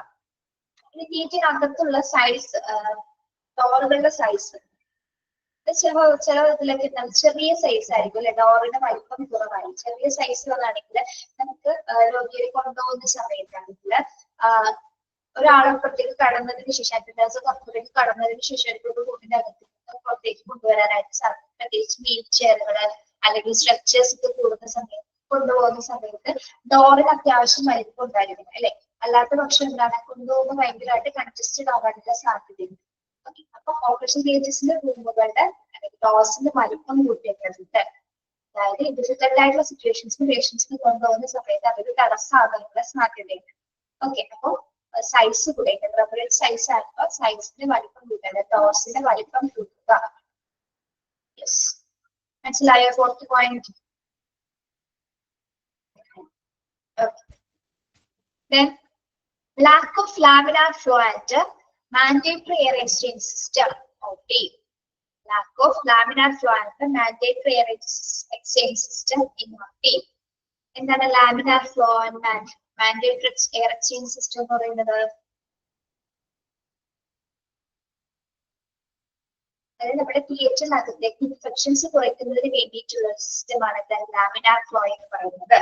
അതായത് തിയേറ്ററിനകത്തേക്ക് ഇൻഫെക്ഷൻസ് വരാതിരിക്കുന്നതിന് വേണ്ടിയിട്ട് നമ്മൾ എയർ ഫിൽട്ടർ സംവിധാനം ഉൾപ്പെടുത്തിയിട്ടുണ്ട്. അതായത് എയർ ഫിൽട്ടർ സംവിധാനം. ഓക്കെ, അപ്പൊ കറക്റ്റ് ആയിട്ട് ഈ ഒരു സിസ്റ്റം ഇല്ലെങ്കിൽ, അതായത് എയർ ഫിൽട്രേഷൻ സംവിധാനം ഇല്ലെങ്കിൽ എന്താണ് അതിന്റെ അകത്തേക്ക് ഇൻഫെക്ഷൻസ് വരാനുള്ള സാധ്യത, ജെംസ് സ്പ്രെഡ് ആവാനുള്ള ഒരു സാധ്യത അവിടെ വരുന്നുണ്ട്. ഓക്കെ, അപ്പൊ പേഷ്യൻസിനും മറ്റുള്ള ജീവനക്കാർക്കും ഏറ്റവും കൂടുതൽ അത് ബാധിക്കും. അപ്പൊ നമ്മൾ എന്താണ് കൃത്യമായിട്ട് ഫിൽട്രേഷൻ എയർ എക്സ്ചേഞ്ച് സംവിധാനങ്ങൾ അല്ലെങ്കിൽ ഓട്ടിയുടെ അകത്ത് എയർ എക്സ്ചേഞ്ച് സംവിധാനങ്ങൾ കൃത്യമായിട്ട് പാലിച്ചിരുന്നത് എല്ലാം സെറ്റ് ചെയ്തിട്ടില്ലെങ്കിൽ അവിടെ മറ്റു തരത്തിൽ പുറത്തുനിന്നുള്ള എയർ പതോജൻസുകൾ അകത്തേക്ക് പ്രവേശിക്കാനുള്ള സാധ്യതയുണ്ട്. Okay, yes. അങ്ങനെ അപ്പൊ എങ്ങനെയുള്ള ഒരു എയർ എക്സ്ചേഞ്ച് സിസ്റ്റം ആയിരിക്കണം ഓട്ടിയിൽ ഉണ്ടാവേണ്ടത്? ഇങ്ങനെയുള്ള ഒരു എയർ എക്സ്ചേഞ്ച് സിസ്റ്റം ഉണ്ടായിരിക്കണം. എയർ ഫിൽട്രേഷൻ ചെയ്യാൻ പറ്റുന്ന തരത്തിലുള്ള ലാമിനാർ ഫ്ലോ ആയിട്ടുള്ള എയർ എക്സ്ചേഞ്ച് സിസ്റ്റം ആയിരിക്കണം ഓട്ടിയിൽ നമ്മൾ സെറ്റ് ചെയ്യുന്നത്. അല്ലാത്ത പക്ഷം ഇൻഫെക്ഷൻസ് വരാനുള്ള സാധ്യതയുണ്ട്. ഓക്കെ, പുറത്തുനിന്ന് അകത്തേക്ക് അണുക്കൾ പകരാനുള്ള സാധ്യത വരും. ഓക്കെ, അതും ഒരു ഡെഫിഷ്യൻസിയാണ്. അത് ഏറ്റവും കൂടുതൽ ശ്രദ്ധിക്കേണ്ട ഒരു കാര്യമാണ്. പിന്നെ lack of OT protocol, lack of standard OT protocol. എന്താണ് lack of standard OT protocol എന്ന് പറയുന്നത്? നമ്മള് പോളിസീസ് ആൻഡ് പ്രൊസീജിയേഴ്സ് പഠിച്ചിട്ടുണ്ടായി ഓർമ്മയുടെ അല്ലെ? ഓപ്പറേഷൻ തിയേറ്ററിൽ എന്തൊക്കെ പോളിസീസ് പ്രോട്ടോകോൾസ് അനുസരിച്ചിട്ടാണ് പ്രവേശിക്കേണ്ടത്. ഓക്കെ, പഠിച്ചു ഓർക്കുന്നുണ്ടോ?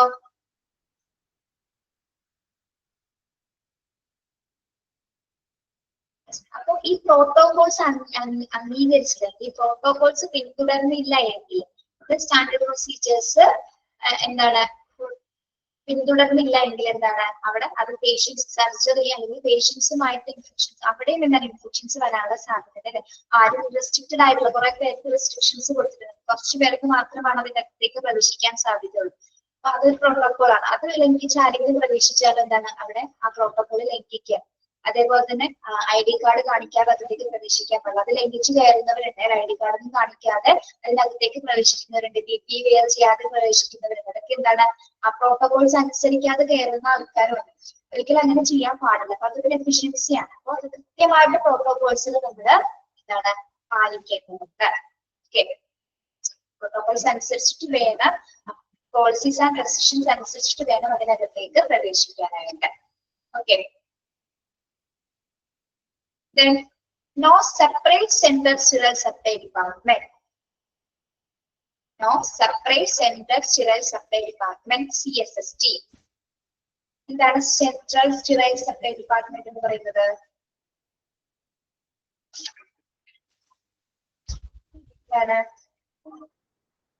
പേരിൽ നിന്ന് മനസ്സിലാക്കാനോ എന്താണെന്നത്? സ്റ്റെറിലൈസേഷൻ ഏരിയ, പ്രത്യേകമായിട്ടൊരു സ്റ്റെറിലൈസേഷൻ ഏരിയ ഉണ്ടാവും, CSSD ഏരിയ ഉണ്ടാവും. സ്റ്റെറിലൈസേഷൻ പ്രത്യേകമായിട്ടൊരു ഏരിയ സെപ്പറേറ്റഡ് ആയിട്ട് വേണം അല്ലെ? ക്വാളിറ്റിയെ സംബന്ധിച്ചോ പ്രൊട്ടക്ഷൻ ടീച്ചറിനെ സംബന്ധിച്ചിടത്തോളം നമ്മൾ CSSD പ്രത്യേകമായിട്ട് സ്റ്റെറൈൽ സപ്ലൈ ഡിപ്പാർട്ട്മെന്റ് അത്യാവശ്യമാണ്. അതിനുവേണ്ടി മാത്രമായിട്ടൊരു ഏരിയ ഉണ്ടായിരിക്കണം. ഓക്കെ, അതില്ലാത്തത് ഓർമ്മയുടെ ഡെഫിഷ്യൻസിയാണ്. ഓക്കെ, CSSD ഉണ്ടായിരിക്കും, പക്ഷെ സെപ്പറേറ്റഡ് ഏരിയാസ് ആയിട്ട് ഉണ്ടായിരിക്കും. സെപ്പറേറ്റഡ് ആകുകയാണെങ്കിൽ എന്താണ് നമുക്ക് അവിടെ കുറച്ചുകൂടി എല്ലാ സപ്ലൈസും നമ്മൾ സ്റ്റെറിലൈസ് ചെയ്യുന്ന ഒരു പ്രോസസ്സിംഗ് ആണ് അവിടെ നടക്കുന്നത്. കുറച്ചുകൂടി എന്തായിരിക്കും നല്ല പ്രിക്കോഷൻസ് എടുത്തുകൊണ്ട് നല്ല രീതിയിൽ നമുക്ക് ഇൻസ്ട്രുമെന്റ്സുകൾ സ്റ്റെറിലൈസ് ചെയ്യാനായിട്ട് സാധിക്കും. ഓക്കെ, അതിനു വേണ്ടി മാത്രം ഒരു ടൂൾസ് ഉണ്ടാവുന്നത് വളരെയധികം അനുയോജ്യമായിരിക്കും. ഓക്കെ, അടുത്ത point waiting area recovery. Not well equipped, lack of basic facilities. Waiting area recovery എന്ന് പറയുമ്പോൾ എന്താണ്? ആരാണ് വെയിറ്റിംഗ് ഏരിയയിൽ വരുന്നത്? പ്രധാനമായിട്ടും ലേഡീസ് ആണ് അല്ലെ? അല്ലെങ്കിൽ പേഷ്യൻസ്. അപ്പൊ അവർക്ക് വേണ്ടിയിട്ടുള്ള പ്രത്യേക നമ്മൾ കണ്ടിട്ടുണ്ട് ഓപ്പറേഷൻ തിയേറ്റേഴ്സിന് മുമ്പിൽ ശരിക്കും പറഞ്ഞാൽ ഒരു ചെയറോ 2 ചെയറോ മാത്രമേ ഉണ്ടാവൂ അല്ലെ? വെയിറ്റിംഗ് ഏരിയയുടെ മുമ്പില് ചെയർ ഉണ്ടാവാറില്ല, ഫെസിലിറ്റീസ് കുറവായിരിക്കും, വെൽ ആയിരിക്കില്ല. അതുപോലെ തന്നെ നമുക്ക് ഇരിക്കാൻ നമ്മള് തിയേറ്ററിന് വേറെ ഏതെങ്കിലും ഒരു ഭാഗത്ത് പോയിട്ടായിരിക്കും നമ്മൾ ഇരിക്കുന്നത്. ഇരിക്കുന്ന സമയത്ത് മാത്രമായിരിക്കും നമ്മള് അതിന്റെ അകത്തേക്ക് പ്രവേശിക്കുന്നത്. ആ ഒരു ഇരിക്കാനുള്ള സ്റ്റേഴ്സ് പോലെ അവിടെ ഉണ്ടായിരിക്കും.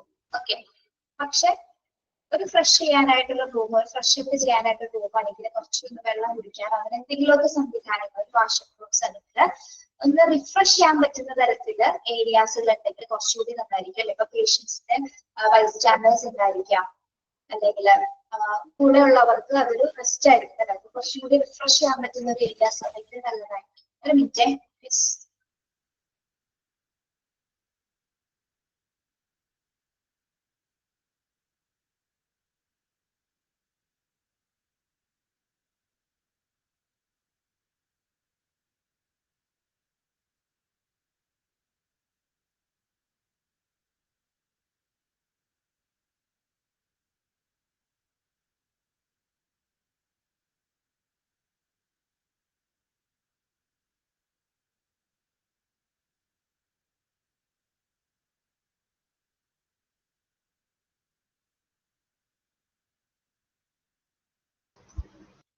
Okay. Yes.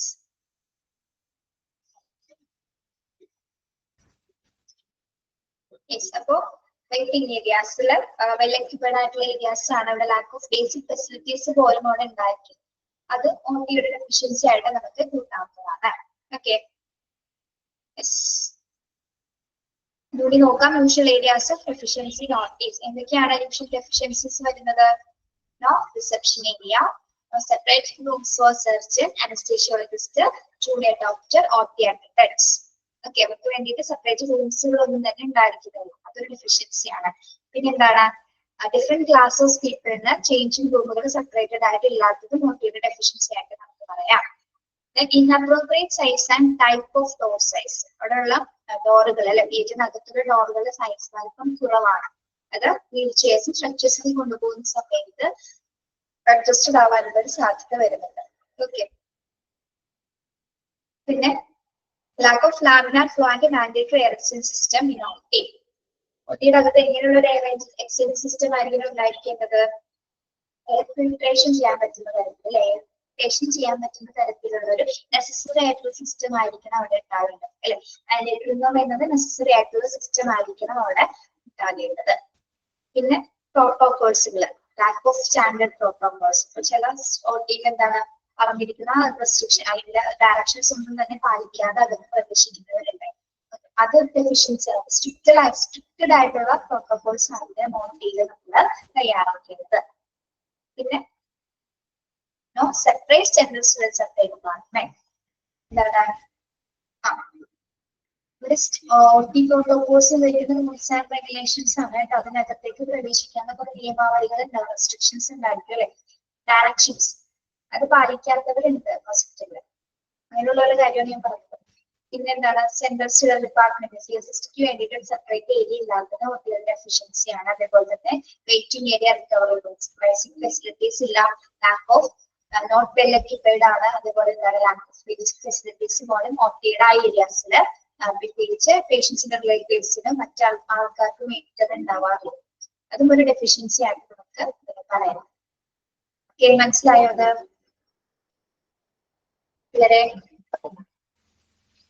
ക്ലിയർ ആണല്ലോ? അല്ലേ? യെസ്.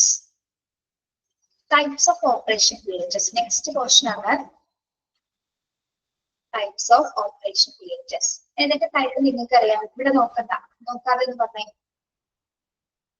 അറിയാമോ ഓപ്പറേഷൻ തിയേറ്റേഴ്സ് എത്ര ടൈപ്പ് ഉണ്ടെന്ന്?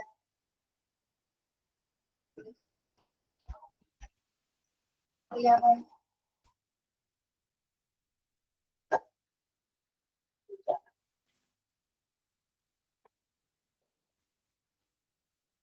ഇങ്ങനെ ഒരു ടഫ് ഉള്ളതുണ്ട്, അത് നമുക്ക് പ്രസ് ചെയ്താൽ മതി അല്ലെ.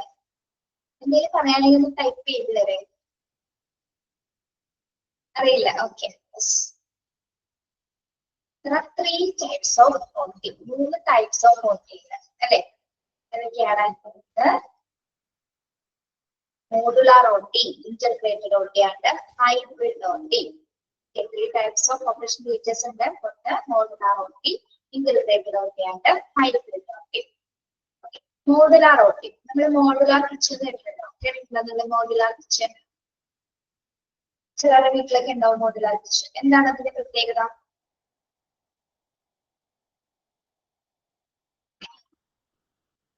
ഇതിന് പ്രത്യേകത ഉണ്ടോ? മോഡുലാർ കിച്ചണിന് ഒരു പ്രത്യേകത അല്ലേ? അഡ്വാൻസ് ടെക്നോളജീസ് ഉപയോഗിച്ചുകൊണ്ടാണ്. Yes, very good. ഓക്കെ, പിന്നെ എന്തൊക്കെ പ്രത്യേകത ഉണ്ടാവും അതിന്? മറ്റു കിച്ചണിൽ നിന്ന് വ്യത്യസ്തമാണ് അല്ലെ. സാധാരണ കിച്ചൺ പോലെയാണോ മോഡുലാർ കിച്ചൺ എന്ന് പറയുന്നത്? യെസ്, ഫെസിലിറ്റീസ് കൂടുതലാണ്. പിന്നെ വേറെ എന്തൊക്കെയറിയാം?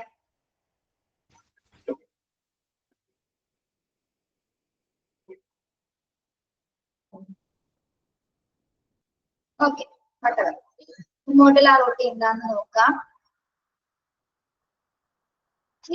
Prefabricated modular OT is a finished steel structure with a jointless sterile coating that provides a high quality finish.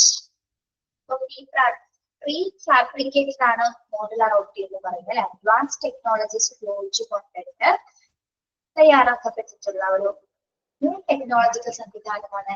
Types of operation theatre ആണ് മോഡുലാർ OT എന്ന് പറയുന്നത്. അതിന്റെ സ്ട്രക്ചർ എന്ന് പറയുന്നത് എങ്ങനെയാണ്? സ്റ്റീൽ കോട്ടിംഗ് ആണ് അല്ലെ. സ്റ്റീൽ കൊണ്ടാണ് സ്ട്രക്ചർ നിർമ്മിച്ചിരിക്കുന്നത്. Steel structure sterile coating that provide high quality finish. സ്റ്റീൽ സ്ട്രക്ചറിലെ ഹൈ ക്വാളിറ്റി ഫിനിഷ് നൽകുന്ന അഡ്വാൻസ് ടെക്നോളജീസ് ഉപയോഗിച്ചുകൊണ്ട് തയ്യാറാക്കപ്പെട്ടിട്ടുള്ള ഓപ്പറേഷൻ തിയേറ്റർ ആണ് മോഡുലാർ OT എന്ന് പറയുന്നത്. ഓക്കെ, സ്ട്രക്ചർ എന്ന് പറയുന്നത് സ്റ്റീൽ സ്ട്രക്ചർ ആണ്. ഫിനിഷർ സ്റ്റീൽ സ്ട്രക്ചർ ആണ്. അതൊന്ന് അണ്ടർലൈൻ ചെയ്യാം കേട്ടോ. ഓക്കെ, ഇനി these OTs provide benefit of ഈ OT-യുടെ മോഡുലാർ OT-യുടെ പ്രത്യേകത എന്തൊക്കെയാണ്? ഇതിന്റെ ബെനഫിറ്റ്സ് എന്തൊക്കെയാണ്? Rapid construction, prevention of contamination rate, long durability, strong and flexible for future expansion, ease of maintenance, installation and support of equipment, provision of opening needed for installation without affecting hardness of structure.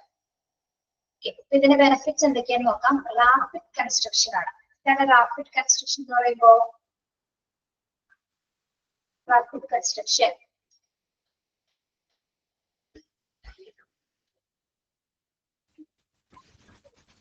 Fast ആയിട്ട് നമുക്ക് construct ചെയ്യാൻ പറ്റും. എത്രയും പെട്ടെന്ന് തന്നെ advance technologies ഉപയോഗിക്കുന്നത് കൊണ്ട് തന്നെ നമുക്കിത് വളരെ പെട്ടെന്ന് ഫാസ്റ്റ് ആയിട്ട് തന്നെ കൺസ്ട്രക്ട് ചെയ്തെത്തിക്കാനായിട്ട് സാധിക്കും. അപ്പോൾ ഇതൊരു ബെനിഫിറ്റ് ആണ്. ഓക്കെ, അതായത് നമുക്ക് എന്താ പറയുക, മോഡേൺ കോൺസെപ്റ്റ് ആണ് അല്ലെ. ഹൈ ഫ്ലെക്സിബിൾ ആയിട്ട് ഏറ്റവും കൂടുതൽ നമുക്ക് ഏത് ഇൻസ്ട്രുമെന്റ്സ് വേണമെങ്കിൽ ഏത് ഡിവൈസസ് വേണമെങ്കിൽ അതിൽ അപ്ലൈ ചെയ്യാനായിട്ട് സാധിക്കും. അതുപോലെ തന്നെ ഒരു വർക്ക് പ്ലേസിൽ നമ്മൾ ഡിസൈഡ് ചെയ്തിട്ട് എന്താണ് ഓഫ്സൈറ്റിൽ ഡിസൈഡ് ചെയ്തിട്ട് ഓൺ പ്ലേസിൽ നമ്മൾ കൊണ്ടുപോയി വെക്കുകയാണ്. ഓക്കെ, നമുക്ക് അഡ്വാൻസ് ആയിട്ട് അത് തയ്യാറാക്കാൻ പറ്റും. ഓക്കെ, പെട്ടെന്ന് തന്നെ ആ ഫാബ്രിക്കേഷൻ അതിന്റെ ടൂൾസ് ഒക്കെ ഉപയോഗിച്ചുകൊണ്ട് എത്രയും പെട്ടെന്ന് തന്നെ നമുക്ക് എന്താണ് ബിൽഡപ്പ് ചെയ്തെടുക്കാനായിട്ട് സാധിക്കും. ഫാസ്റ്റ് ആയിട്ടുള്ളത് റാപ്പിഡ് കൺസ്ട്രക്ഷൻ ആണ് മോഡുലാർ OT. പിന്നെ സെക്കൻഡ് പോയിന്റ് എന്ന് പറഞ്ഞാൽ എന്താണ്? Prevention of contamination build-up.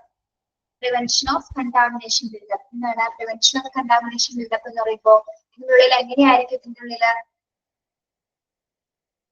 കണ്ടാമിനേഷന്റെ build-up കൊടുത്തിരിക്കുന്നത് എങ്ങനെയായിരിക്കും?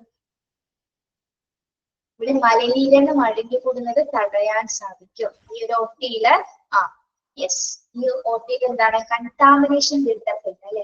അതിനുമാകുന്ന ഏത് പ്രത്യേകമായിട്ടുള്ള ഏരിയാസിലെ ഡെവലപ്പ് ചെയ്യുന്നുണ്ട്, അതിലേക്ക് ബ്ലോക്ക് ചെയ്യുന്ന തരത്തിലുള്ള ബിൽഡപ്സ് ഇവിടെ തയ്യാറാക്കിയിട്ടുണ്ടായിരിക്കും. അതായത് ഇൻഫെക്ഷൻ പ്രിവെന്റ് ചെയ്യാനുള്ള ബിൽഡപ്പ് മോഡുലാർ OT-യിൽ പ്രത്യേകം തയ്യാറാക്കിയിട്ടുണ്ടാകും. ഓക്കെ, ഇൻഫെക്ഷൻസ് പ്രിവെന്റ് ചെയ്യുന്നതിനുള്ള മെഷേഴ്സ് ഉപയോഗിച്ചുകൊണ്ടിട്ടാണ് ഈ OT തയ്യാറാക്കുന്നത്. അതുകൊണ്ടാണ് അതിനെ പ്രിവെൻഷൻ ഓഫ് കണ്ടാമിനേഷൻ ബിൽഡപ്പ് എന്ന് പറയുന്നത്. യാതൊരു വിധത്തിലുള്ള ഇൻഫെക്ഷൻസ് അതിനകത്തേക്ക് പ്രവേശിക്കുന്നു അതിനുള്ള രീതിയിലുള്ള ബിൽഡപ്സ് ആണ് അതിന്റെ ആ ഒരു സിസ്റ്റത്തിൽ തയ്യാറാക്കിയിരിക്കുന്നത്. Okay, long durability. Long durability എന്താണ്? ലോങ് ഡ്യൂറബിലിറ്റി ദീർഘകാലത്ത് നിലനിൽക്കും അല്ലെ. കുറെ കാലം നിലനിൽക്കാൻ കഴിയുന്ന ലാസ്റ്റിംഗ് ആണ് മോഡുലാർ OT എന്ന് പറയുന്നത്. എന്തുകൊണ്ടാണ് ഇത് ലാസ്റ്റ് ചെയ്യുന്നത്? അതിന്റെ സ്ട്രക്ചർ എന്ന് പറയുന്നത് സ്റ്റീൽ സ്ട്രക്ചർ ആയതുകൊണ്ട് തന്നെ, അല്ലെങ്കിൽ അഡ്വാൻസ് ടെക്നോളജി ഉപയോഗിച്ച് സ്റ്റീൽ സ്ട്രക്ചർ ആയതുകൊണ്ട് തന്നെ അത് ലോങ് ഡ്യൂറബിലിറ്റി ദീർഘകാലത്ത് നിലനിൽക്കും. Okay, then fourth one, strong and flexible for future expansion. Strong and flexible for future expansion എന്ന് പറയുന്നത് ഇത് വളരെ ഫ്ലെക്സിബിൾ ആണ്. ഫ്യൂച്ചർ എക്സ്പാൻഷൻ, ഫ്യൂച്ചറിൽ ഇത് എക്സ്പാൻഡ് ചെയ്യണമെങ്കിൽ നമുക്ക് എത്രയും പെട്ടെന്ന് ചെയ്യാനും സാധിക്കും, റിനോവേഷൻ ചെയ്യാനായിട്ട് സാധിക്കും. ഭാവിയിലേക്ക് നമുക്ക് നല്ല രീതിയിൽ എക്സ്പാൻഡ് ചെയ്തെടുക്കാനായിട്ട് സാധിക്കും. വളരെ സ്ട്രോങ്ങും ആണ്, ഫ്ലെക്സിബിൾ ആണ്. ഫ്യൂച്ചർ എക്സ്പാൻഷൻസ് നമുക്ക് നല്ല രീതിയിൽ അത് ഉപയോഗിക്കാൻ സാധിക്കും. ഓക്കെ, അതുകൊണ്ട് തന്നെയാണ് അത് ലോങ് ഡ്യൂറബിൾ ആണ്, അത് ലാസ്റ്റിംഗ് ആണ് പറയുന്നത്. പിന്നെ ease of maintenance. Ease of maintenance എന്ന് വെച്ചാൽ അനായാസം നമുക്കിത് മെയിൻറ്റെയിൻ ചെയ്യാൻ സാധിക്കും. ഏസ് മീൻസ് സിമ്പിൾ അല്ലെങ്കിൽ അനായാസം എന്നൊരു മീനിങ് ആണ് കേട്ടോ. ഈസി ആയിട്ട് നമുക്ക് മെയിൻറ്റെയിൻ ചെയ്യാനായിട്ട് സാധിക്കും.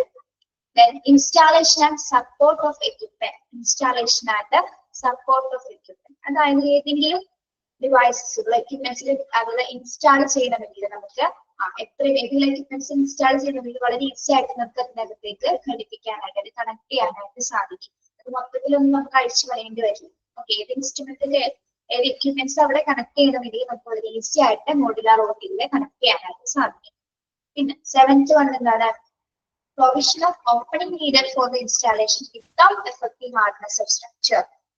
Provision of opening needed for the installation without affecting hardness of structure. അതായത് ഇപ്പൊ പറഞ്ഞ പോയിന്റ് ആയിട്ട് കണക്ട് ചെയ്ത് പറയുമ്പോൾ ഏതെങ്കിലും എക്യുപ്മെന്റ്സ് അതിനകത്ത് കണക്ട് ചെയ്യണമെങ്കിൽ നമുക്കത് മൊത്തത്തിൽ അഴിച്ചു പണിയില്ല. അത് കംപ്ലീറ്റ്ലി അതിന്റെ സ്ട്രക്ചർ മാറ്റേണ്ട കാര്യമില്ല. അത് ഏത് ഭാഗത്താണോ കണക്ട് ചെയ്യേണ്ടത് ആ ഒരു ഭാഗം മാത്രം നമുക്ക് വർക്ക് ചെയ്താൽ മതി. മാത്രം ഉപയോഗിച്ച് ഏത് എക്യുപ്മെന്റ്സ് ആണോ അവിടെ ഇൻസ്റ്റാൾ ചെയ്യുന്നത് അത് ഇൻസ്റ്റാൾ ചെയ്താൽ മതിയാവും. അല്ലാതെ അതിന്റെ സ്ട്രക്ചറിന് മാറ്റം വരുന്നില്ല. മാറ്റം വരുത്തേണ്ട ആവശ്യമില്ല. മൊത്തത്തിൽ അഴിച്ചു പണിയേണ്ട ആവശ്യകത വരുന്നില്ല. Okay, benefits of modular routing. ഇതൊക്കെയാണ് മോഡുലാർ റൂട്ടിന്റെ പ്രത്യേകത എന്ന് പറയുന്നത്. പ്രീ ഫാബ്രിക്കേറ്റഡ് സ്ട്രക്ചർ ആണ് അല്ലെ. സ്റ്റീൽ സ്ട്രക്ചറിലാണ് ഇത് ഫിനിഷ് ചെയ്തിരിക്കുന്നത്. jointless sterile coating that provide high quality finish. sterile coating ഉള്ളത് കൊണ്ട് തന്നെ എന്താണ് ഹൈ ക്വാളിറ്റി ഫിനിഷിലൂടെയാണ് തയ്യാറാക്കപ്പെട്ടിരിക്കുന്നത്. ഇതിന്റെ ബെനിഫിറ്റ്സ് എന്ന് പറയുന്നത് എന്തൊക്കെയാണ്? Benefits rapid construction, prevention of contamination buildup. prevention of contamination buildup എന്ന് പറഞ്ഞാൽ എന്താണ്? ഇൻഫെക്ഷൻസ് പ്രിവെന്റ് ചെയ്യുന്ന എല്ലാ മെഷേഴ്സും അതിൽ സ്വീകരിച്ചുകൊണ്ടിട്ടായിരിക്കും അത് തയ്യാറാക്കപ്പെട്ടിട്ടുള്ളത്. Okay, yes. ലോങ് ഡ്യൂറബിലിറ്റി, ഏറെ കാലത്ത് ലാസ്റ്റിംഗ് കാണിക്കും. അതുപോലെ തന്നെ എന്താണ്? Strong and flexible before future expansion. ഫ്യൂച്ചറിൽ എക്സ്പാൻഡ് ചെയ്യണമെങ്കിൽ വളരെ ഈസി ആയിട്ട് ചെയ്യാൻ സാധിക്കും. ഈസി ആയിട്ട് മെയിൻറ്റെയിൻ ചെയ്യാം. ഇൻസ്റ്റാളേഷൻ ആൻഡ് സപ്പോർട്ട് എക്യുപ്മെന്റ്സ് എത്രയും കിടന്ന് ഇൻസ്റ്റാൾ ചെയ്യാം. അത് മൊത്തത്തിൽ നമുക്ക് അഴിച്ചു പണിയാതെ തന്നെ എന്താണ് അതിന്റെ സ്ട്രക്ചർ മാറ്റാത്ത രീതിയിൽ തന്നെ നമുക്ക് without affecting hardness of structure opening four installation. Okay, ഒന്ന് വായിച്ചു നോക്കിയേ. മോഡുലാർ റൂട്ടിംഗ് ഒന്ന് വായിച്ചു നോക്കിയേ. 7 പോയിന്റ്സ് ഒന്ന് വായിച്ചു നോക്കൂ.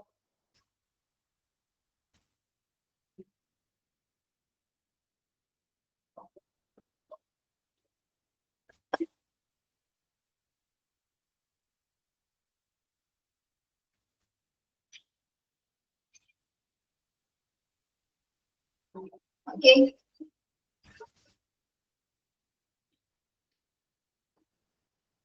മനസ്സിലായില്ലേ? യെസ്.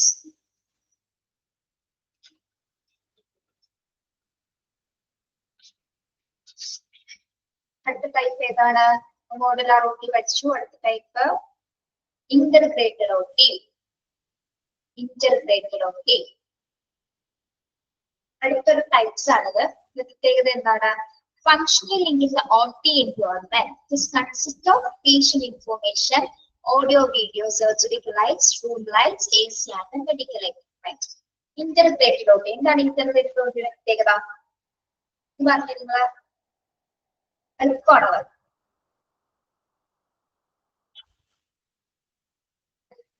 സാധാരണ ഓപ്പറേഷൻ തിയേറ്റേഴ്സിൽ നിന്ന് കുറച്ച് വ്യത്യസ്തമായിട്ടാണ് ഇത് ഈ ഇന്റർഗ്രേറ്റഡ് OT എന്ന് പറയുന്നത് അല്ലെ. അതായത് ഇവിടുത്തെ പ്രത്യേകത എന്ന് പറഞ്ഞാൽ ഇതിൽ എന്തൊക്കെ കാര്യങ്ങളാണ് ഇതിൽ കൺസിസ്റ്റ് ചെയ്യുന്നത് ഇന്റർഗ്രേറ്റഡ് OT-യില്?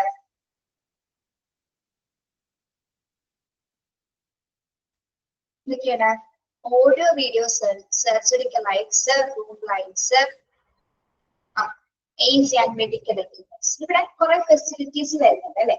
അതായത് അഡ്വാൻസ് ആയിട്ടുള്ള സർജറിക്ക് നമുക്ക് ഓഡിയോ വിഷ്വൽസ് ഉപയോഗിച്ചുകൊണ്ട് ഓഡിയോ വീഡിയോ വിഷ്വൽസ് ഉപയോഗിച്ചുകൊണ്ടൊക്കെ നമുക്ക് ചെയ്യാനായിട്ട് സാധിക്കും. ഓക്കെ, അതേപോലെ തന്നെ പേഷ്യൻസ് ഇൻഫർമേഷൻസ് ഒക്കെ കറക്റ്റ് ആയിട്ട് നോക്കാനായിട്ടുള്ള മോണിറ്റേഴ്സ് ഒക്കെ ഉണ്ടായിരിക്കും. കൃത്യമായിട്ടുള്ള അതേപോലെ തന്നെ മെഡിക്കൽ എക്യുപ്മെന്റ്സ് ഇതെല്ലാം തന്നെ സൗകര്യങ്ങൾ പ്രത്യേകമായിട്ട് ഇന്റർഗ്രേറ്റഡ് OT-യിൽ ഉണ്ടായിട്ടുണ്ട്.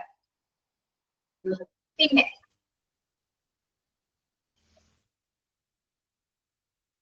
യെസ്, ഇന്റർഗ്രേറ്റഡ് OT-യിൽ എന്തൊക്കെയാണ് ഉൾക്കൊള്ളുന്നത്? Functional link in the OT environment is consist of patient information, audio, video, surgical lights, room lights and AC and medical equipments. ഇത് നമ്മൾ കോമൺ ആയിട്ട് കണ്ടിട്ടുണ്ടല്ലോ ഇന്റർഗ്രേറ്റഡ് OT-സ്.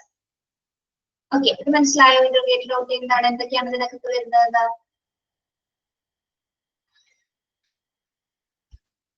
യെസ്. Then അടുത്തത് ഹൈബ്രിഡ് OT. അടുത്ത types of OT ആണ് hybrid OT.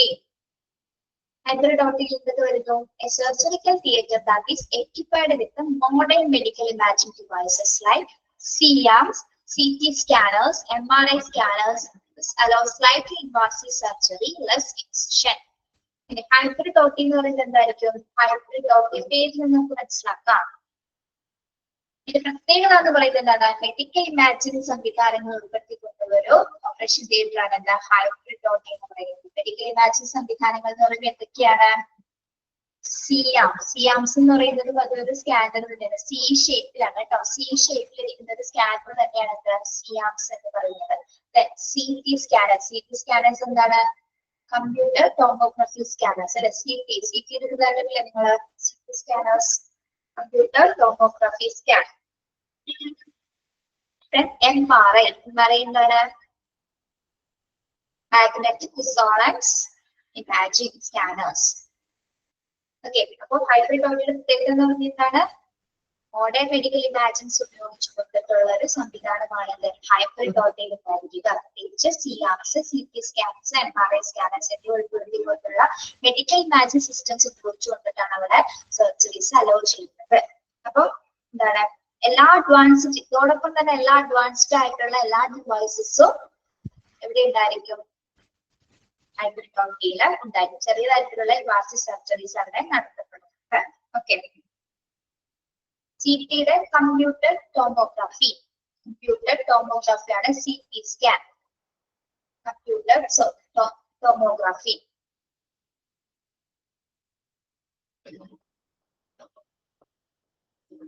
Magnetic resonance imaging ആണ് MRI. നിങ്ങള് medical എക്യുപ്മെന്റ്സിൽ വരുന്ന ഭാഗത്ത് അതൊക്കെ ഡീറ്റെയിൽ ആയിട്ട് പഠിക്കും കേട്ടോ. അടുത്ത 3-4 മൊഡ്യൂളൊക്കെ പഠിക്കും. ഓരോ മെഡിക്കൽ ഇമാജിൻസ് എന്തൊക്കെയാണെന്നുള്ളത്. Okay, yes. എന്താണ് ഹൈബ്രിഡ് ഡോട്ടിയുടെ പ്രത്യേകത? പ്രധാന പ്രത്യേകത എന്താണ്?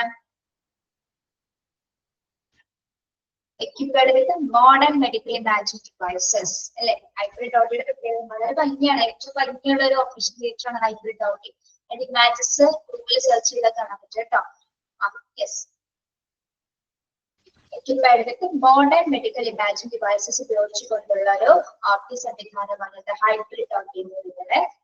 മെഡിക്കൽ ഇമാജിൻസ് ഉദ്ദേശിക്കുന്നത് സിയാംസ്, CT scanners and MRI scanners. അതോടൊപ്പം തന്നെ സൈറ്റിലായിട്ടുള്ള ഇൻവാസീവ് പ്രൊസീജിയേഴ്സ്, ചെറിയ തരത്തിലുള്ള സർജറി പ്രൊസീജിയേഴ്സും അവിടെ നടത്തപ്പെടുന്നുണ്ട്. ഓക്കെ, അപ്പൊ ഏതൊക്കെ ടൈപ്സ് ഓഫ് ഓപ്പറേഷൻ തിയേറ്റേഴ്സ് ആണുള്ളത്?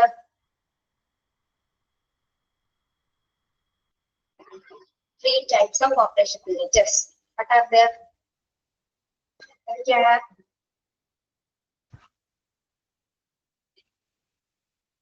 Modular OT, integrated OT and hybrid OT. Okay. Yes, മൂന്ന് ക്ലിയർ ആണോ?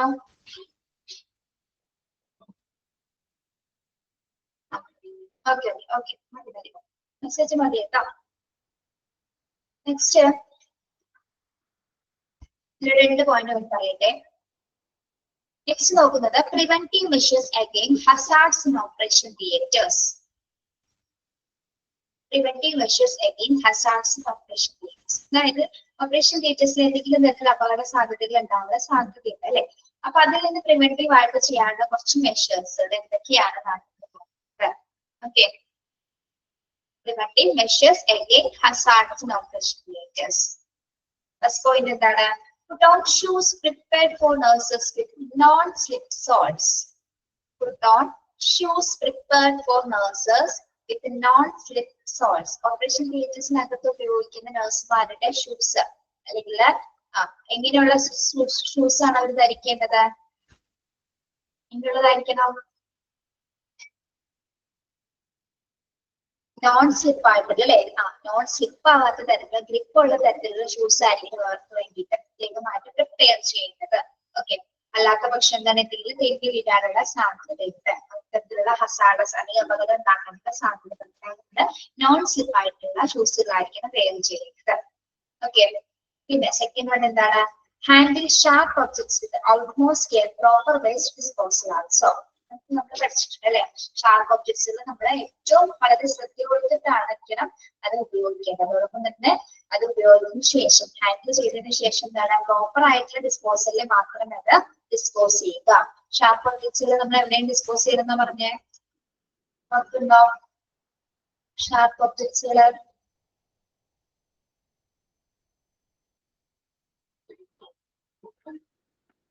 ക്ലാസ്സിൽ പറഞ്ഞിട്ടില്ലത് ഷാർപ്പ് ആയിട്ടുള്ള സാധനങ്ങൾ നമ്മുടെ ഏത് ഡിസ്പോസൽ വേസ്റ്റിലാണ് കളയുന്നത്? ഏത് കണ്ടെയ്നറിലാണ്? ഇല്ല, അതിവിടെ പറഞ്ഞിട്ടില്ല കേട്ടോ. വേറെ ക്ലാസ്സാണ്. പഞ്ചർ റെസിസ്റ്റഡ് കണ്ടെയ്നേഴ്സ് കേട്ടോ. പഞ്ചർ റെസിസ്റ്റഡ് കണ്ടെയ്നേഴ്സിലാണ് നമ്മുടെ ഷാർപ്പ് ആയിട്ടുള്ള, അതായത് നമ്മുടെ സിസേഴ്സ്, നീഡിൽസ്, സിറിഞ്ച് അങ്ങനെയുള്ള ഷാർപ്പ് ഒബ്ജക്ട്സുകളൊക്കെ പഞ്ചർ റെസിസ്റ്റഡ് കണ്ടെയ്നേഴ്സിലായിരിക്കും നമ്മള് ഡിസ്പോസ് ചെയ്യുന്നത്. നിങ്ങൾ വേറെ ക്ലാസ്സിൽ പഠിക്കും കേട്ടോ, വേറെ പോർഷൻസ് പഠിക്കും. എന്നോട് പറഞ്ഞു വിചാരിച്ച് പറഞ്ഞു വരാം. Okay, sorry. അപ്പൊ അത്തരത്തില് ഷാർപ്പ് ഒബ്ജക്ട്സുകൾ ഹാൻഡിൽ ചെയ്യുന്ന സമയത്ത് വളരെ ശ്രദ്ധ കൊടുത്തിട്ടായിരിക്കണം നമ്മൾ ചെയ്യേണ്ടത്. അതോടൊപ്പം തന്നെ പ്രോപ്പർ ആയിട്ടുള്ള വേസ്റ്റ് ഡിസ്പോസലിൽ മാത്രം അത് ഡിസ്പോസ് ചെയ്യുക. ഓക്കെ,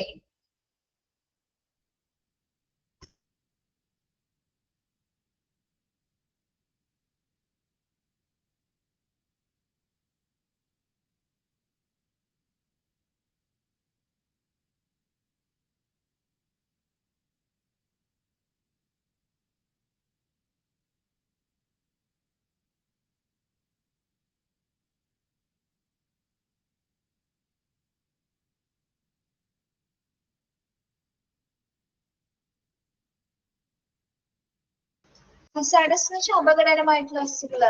അപകടം ഇതാരാ ചോദിച്ചേ? Okay, yes. ഇനി third point, install ground fault circuit interpreters. Call a skilled electrician to test and repair damaged equipment. Install ground fault circuit interpreters. IGFCI എന്ന് പറയാൻ, അല്ലെങ്കിൽ GFCI എന്ന് പറയും. GFCI ground fault circuit interpreters. എന്തിനാണ് അത് ഉപയോഗിക്കുന്നത്? Operation തിയേറ്റേഴ്സിലെ ഗ്രൗണ്ട് ഫോൾട്ട് സർക്യൂട്ട് ഇന്റർപ്രിറ്റേഴ്സ് ഏതെങ്കിലും തരത്തിലുള്ള എക്യുപ്മെന്റ്സുകൾക്ക്, അല്ലെ, ഏതെങ്കിലും തരത്തിലുള്ള എക്യുപ്മെന്റ്സിൽ എന്തെങ്കിലും തകരാറുകൾ അല്ലെങ്കിൽ എന്തെങ്കിലും ഷോർട്ട് സർക്യൂട്ട് ഒക്കെ ഉണ്ടെങ്കിൽ അത് പെട്ടെന്ന് തന്നെ അത് ഡിറ്റക്ട് ചെയ്യും, അല്ലെ. അതായത് ഈ ഒരു ഗ്രൗണ്ട് ഫോൾട്ട് സർക്യൂട്ട് ഇന്റർപ്രിറ്റേഴ്സ് ഉള്ളത് കൊണ്ട് തന്നെ സെക്കൻഡ്സിനുള്ളിൽ തന്നെ ഏതെങ്കിലും എക്യുപ്മെന്റ്സിൽ എന്തെങ്കിലും തകരാറുകൾ ഉണ്ടെങ്കിൽ നമുക്കത് എത്രയും പെട്ടെന്ന് നമുക്ക് വെരിഫൈ ചെയ്യാനായിട്ട് സാധിക്കും. അതോടൊപ്പം തന്നെ എന്താണ്, ഒരു സ്കിൽഡ് ആയിട്ടുള്ള ഇലക്ട്രീഷ്യൻ ഉപയോഗിച്ചുകൊണ്ട് നമ്മൾ എത്രയും പെട്ടെന്ന് എക്യുപ്മെന്റ്സിൽ ഡാമേജസ് ഉണ്ടെങ്കിൽ അത് ഉടനടി തന്നെ അതിന്റെ മെയിൻ്റെനൻസ് ആയിട്ട് റിപ്പയർ ചെയ്തിട്ടുണ്ടായിരിക്കും, അല്ലെ. അതല്ലാത്ത പക്ഷെ എന്തെങ്കിലും ഷോക്കോ അല്ലെങ്കിൽ ഇലക്ട്രിക്കൽ റിലേറ്റഡ് ആയിട്ടുള്ള എന്തെങ്കിലും തരത്തിൽ ഹസാഡസ് ഉണ്ടാവാനുള്ള സാധ്യതയുണ്ട്. ഓക്കെ, അപ്പൊ തിയേറ്ററിനകത്ത് നമ്മൾ പ്രത്യേകമായിട്ട് എന്ത് ഇൻസ്റ്റാൾ ചെയ്തിട്ടുണ്ടായിരിക്കണം? Ground fault circuit interpreters, GFCI ground fault interpreters install ചെയ്തിട്ടുണ്ടായിരിക്കണം. ഏതെങ്കിലും എക്യുപ്മെന്റ്സിൽ എന്തെങ്കിലും ഡാമേജസ് ഉണ്ടെങ്കിൽ എത്രയും പെട്ടെന്ന് ഡിറ്റക്ട് ചെയ്യുന്ന സെക്കൻഡുകൾക്കുള്ളിൽ തന്നെ അത് ഡിറ്റക്ട് ചെയ്യും ഏതെങ്കിലും ഷോർട്ടേജസ് ഒക്കെ ഉണ്ടെങ്കിൽ. ഓക്കെ, അപ്പൊ അതിന് വേണ്ടിയിട്ട് ആ ഒരു ഗ്രൗണ്ട് ഫോൾട്ട് സർക്യൂട്ട് ഇന്റർപ്രിറ്റേഴ്സ് അവിടെ ഇൻസ്റ്റാൾ ചെയ്തിട്ടുണ്ടായിരിക്കും. അല്ലാത്ത പക്ഷം എന്തെങ്കിലും തരത്തിലുള്ള അപകടങ്ങൾ ഉണ്ടാവാൻ സാധ്യതയുണ്ട്. Okay, yes. ഒരു പോയിന്റ് പറയാം. Put on radiation dosimeter. When exposed to radiation, follow all safety instructions to lessen exposure to anything. Put on a radiation dosimeter. എന്തിനാണ് നമ്മൾ റേഡിയേഷൻ ഡോസിമീറ്റർ ഉപയോഗിക്കുന്നത്? റേഡിയേഷൻ ഡോസിമീറ്റർ റേഡിയേഷൻ അളക്കാൻ വേണ്ടിട്ട്, റേഡിയേഷൻ എക്സ്പോഷർ അളക്കാൻ വേണ്ടിയിട്ടാണ് നമ്മൾ. അതുപോലെ നമുക്ക് കയ്യിലെ ബാഡ്ജ് പോലെ ഉപയോഗിക്കാം, അല്ലെങ്കിൽ നമ്മുടെ പോക്കറ്റ്സിൽ വയ്ക്കാം. പലതരത്തിലുള്ള ഡോസിമീറ്റേഴ്സ് അവൈലബിൾ ആണ്. അപ്പൊ റേഡിയേഷന്റെ അളവ് മെഷർ ചെയ്യുന്നതിന് വേണ്ടിയിട്ട്, അല്ലെങ്കിൽ റേഡിയേഷൻ എക്സ്പോഷർ അളക്കുന്നതിന് വേണ്ടിയിട്ടാണ് നമ്മൾ ഡോസിമീറ്റേഴ്സ് വെയർ ചെയ്യുന്നത്. ഓക്കെ, എല്ലാ സേഫ്റ്റി ഇൻസ്ട്രക്ഷൻസ് ഒക്കെ അനുസരിച്ചിട്ട് വേണം നമ്മളത് വെയർ ചെയ്യാനായിട്ട്. ഓക്കെ, ബാഡ്ജ് ആയിട്ടോ അല്ലെങ്കിൽ ബാഡ്ജ് ആയിട്ട് ഇടാം, കയ്യിൽ ബാഡ്ജ് ആയിട്ട് വയ്ക്കാം, അല്ലെങ്കിൽ പോക്കറ്റ്സിൽ ഇടാൻ പറ്റുന്ന ടൈപ്പിലുള്ള റേഡിയേഷൻസ് ഡോസിമീറ്റേഴ്സ് അവൈലബിൾ ആണ്. Okay, yes. അപ്പോൾ ഡോസിമീറ്റേഴ്സ് നിർബന്ധമായിട്ട് നമ്മൾ ഉപയോഗിച്ചിരിക്കണം. എക്സ്പോഷർ അളക്കാൻ വേണ്ടി, റേഡിയേഷൻ എക്സ്പോഷർ അളക്കുന്നതിന് വേണ്ടിയിട്ടാണ് ഡോസിമീറ്റേഴ്സ് നമ്മൾ ഉപയോഗിക്കുന്നത്. Okay, yes. ഇവിടെ എടുക്കുന്നുണ്ട് കേട്ടോ. അപ്പൊ 4 പ്രിവെന്റീവ് മെഷേഴ്സ് ആണ് നമ്മളിപ്പോ പറഞ്ഞത്. ഇന്ന് എന്തൊക്കെയാണ് ഓപ്പറേഷൻ തിയേറ്ററിലെ പ്രധാനപ്പെട്ട പ്രിവെന്റീവ് മെഷേഴ്സ് ആണ്, എന്തെങ്കിലും അപകടങ്ങൾക്ക് എതിരായിട്ടുള്ള പ്രിവെന്റീവ് മെഷേഴ്സ്. ഒന്ന് എന്താണ്, എങ്ങനെയുള്ള ഷൂസ് ആണ് ധരിക്കാൻ പറയുന്നത്? നോൺ സ്ലിപ്പ് ആയിട്ടുള്ള സോൾസ് ആയിരിക്കണം ഉപയോഗിക്കേണ്ടത്, അല്ലെ. എന്നാൽ ഷാർപ്പ് ഒബ്ജക്ട്സ് ഹാൻഡിൽ ചെയ്യുന്നത് വളരെ ശ്രദ്ധയോട് കൂടിയിട്ടായിരിക്കണം. അതിന് ഡിസ്പോസ് ചെയ്യുന്ന വേസ്റ്റ് ഡിസ്പോസൽ ബാഗിൽ മാത്രമായിരിക്കണം അത് ഡിസ്പോസ് ചെയ്യേണ്ടത്. Ground fault circuit interpreters install ചെയ്തിട്ടുണ്ടായിരിക്കണം. എന്തെങ്കിലും എക്യുപ്മെന്റ്സിൽ തകരാറുണ്ടെങ്കിൽ സ്കിൽഡ് ആയിട്ടുള്ള ഇലക്ട്രീഷ്യൻസിനെ കൊണ്ടുവന്ന് അത് മെയിൻറ്റെയിൻ ചെയ്യേണ്ടതാണ്. പിന്നെ എന്താണ് ലോസി മീറ്റേഴ്സ് പെയർ ചെയ്യുക. ഓക്കെ, ബാക്കി നമുക്കത് നെക്സ്റ്റ് ക്ലാസ്സിൽ പറയാം കേട്ടോ. കുറച്ച് ക്വസ്റ്റ്യൻസ് ചോദിക്കട്ടെ. Okay,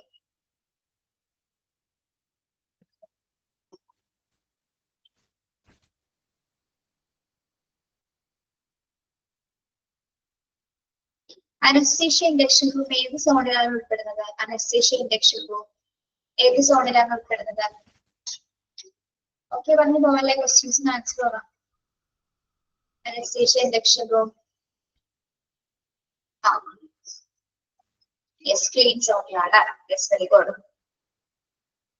Then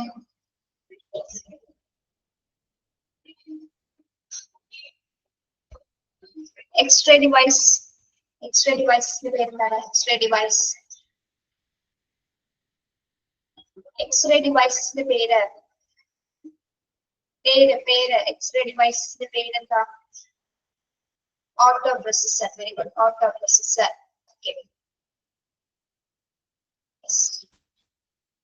What are the usual deficiency notice? What are the usual areas of deficiency notice? ഏതെങ്കിലും രണ്ടെണ്ണം പറഞ്ഞേ. ഇതൊക്കെ ഡെഫിഷ്യൻസീസ് ഉണ്ട് ഓട്ടില്ല.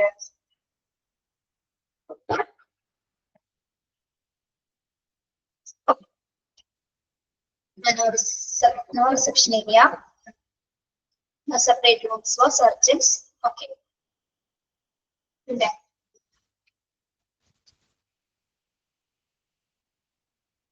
yes. Okay. Very. Then what are the benefits of modular routine? Modular routine benefits എന്തൊക്കെയാണ്?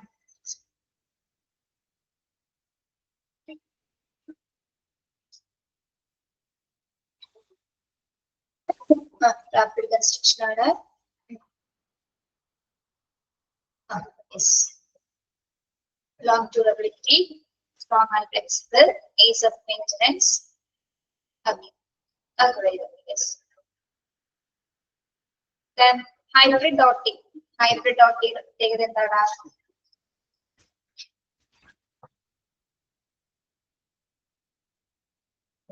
Modern medical imagine ഉപയോഗിച്ചുകൊണ്ടുള്ള സംവിധാനമാണ് hybrid dotty അല്ലെ. ഏതൊക്കെ modern images ആണ് ഉപയോഗിക്കുന്നത് അവിടെ? Yes, medical imagine, CT, CRS, MRI. Okay, yes. Okay, thank U. മതിയല്ലോ. ശരി, thank you. Have A nice day. Next ക്ലാസ്സിൽ കാണാം കേട്ടോ.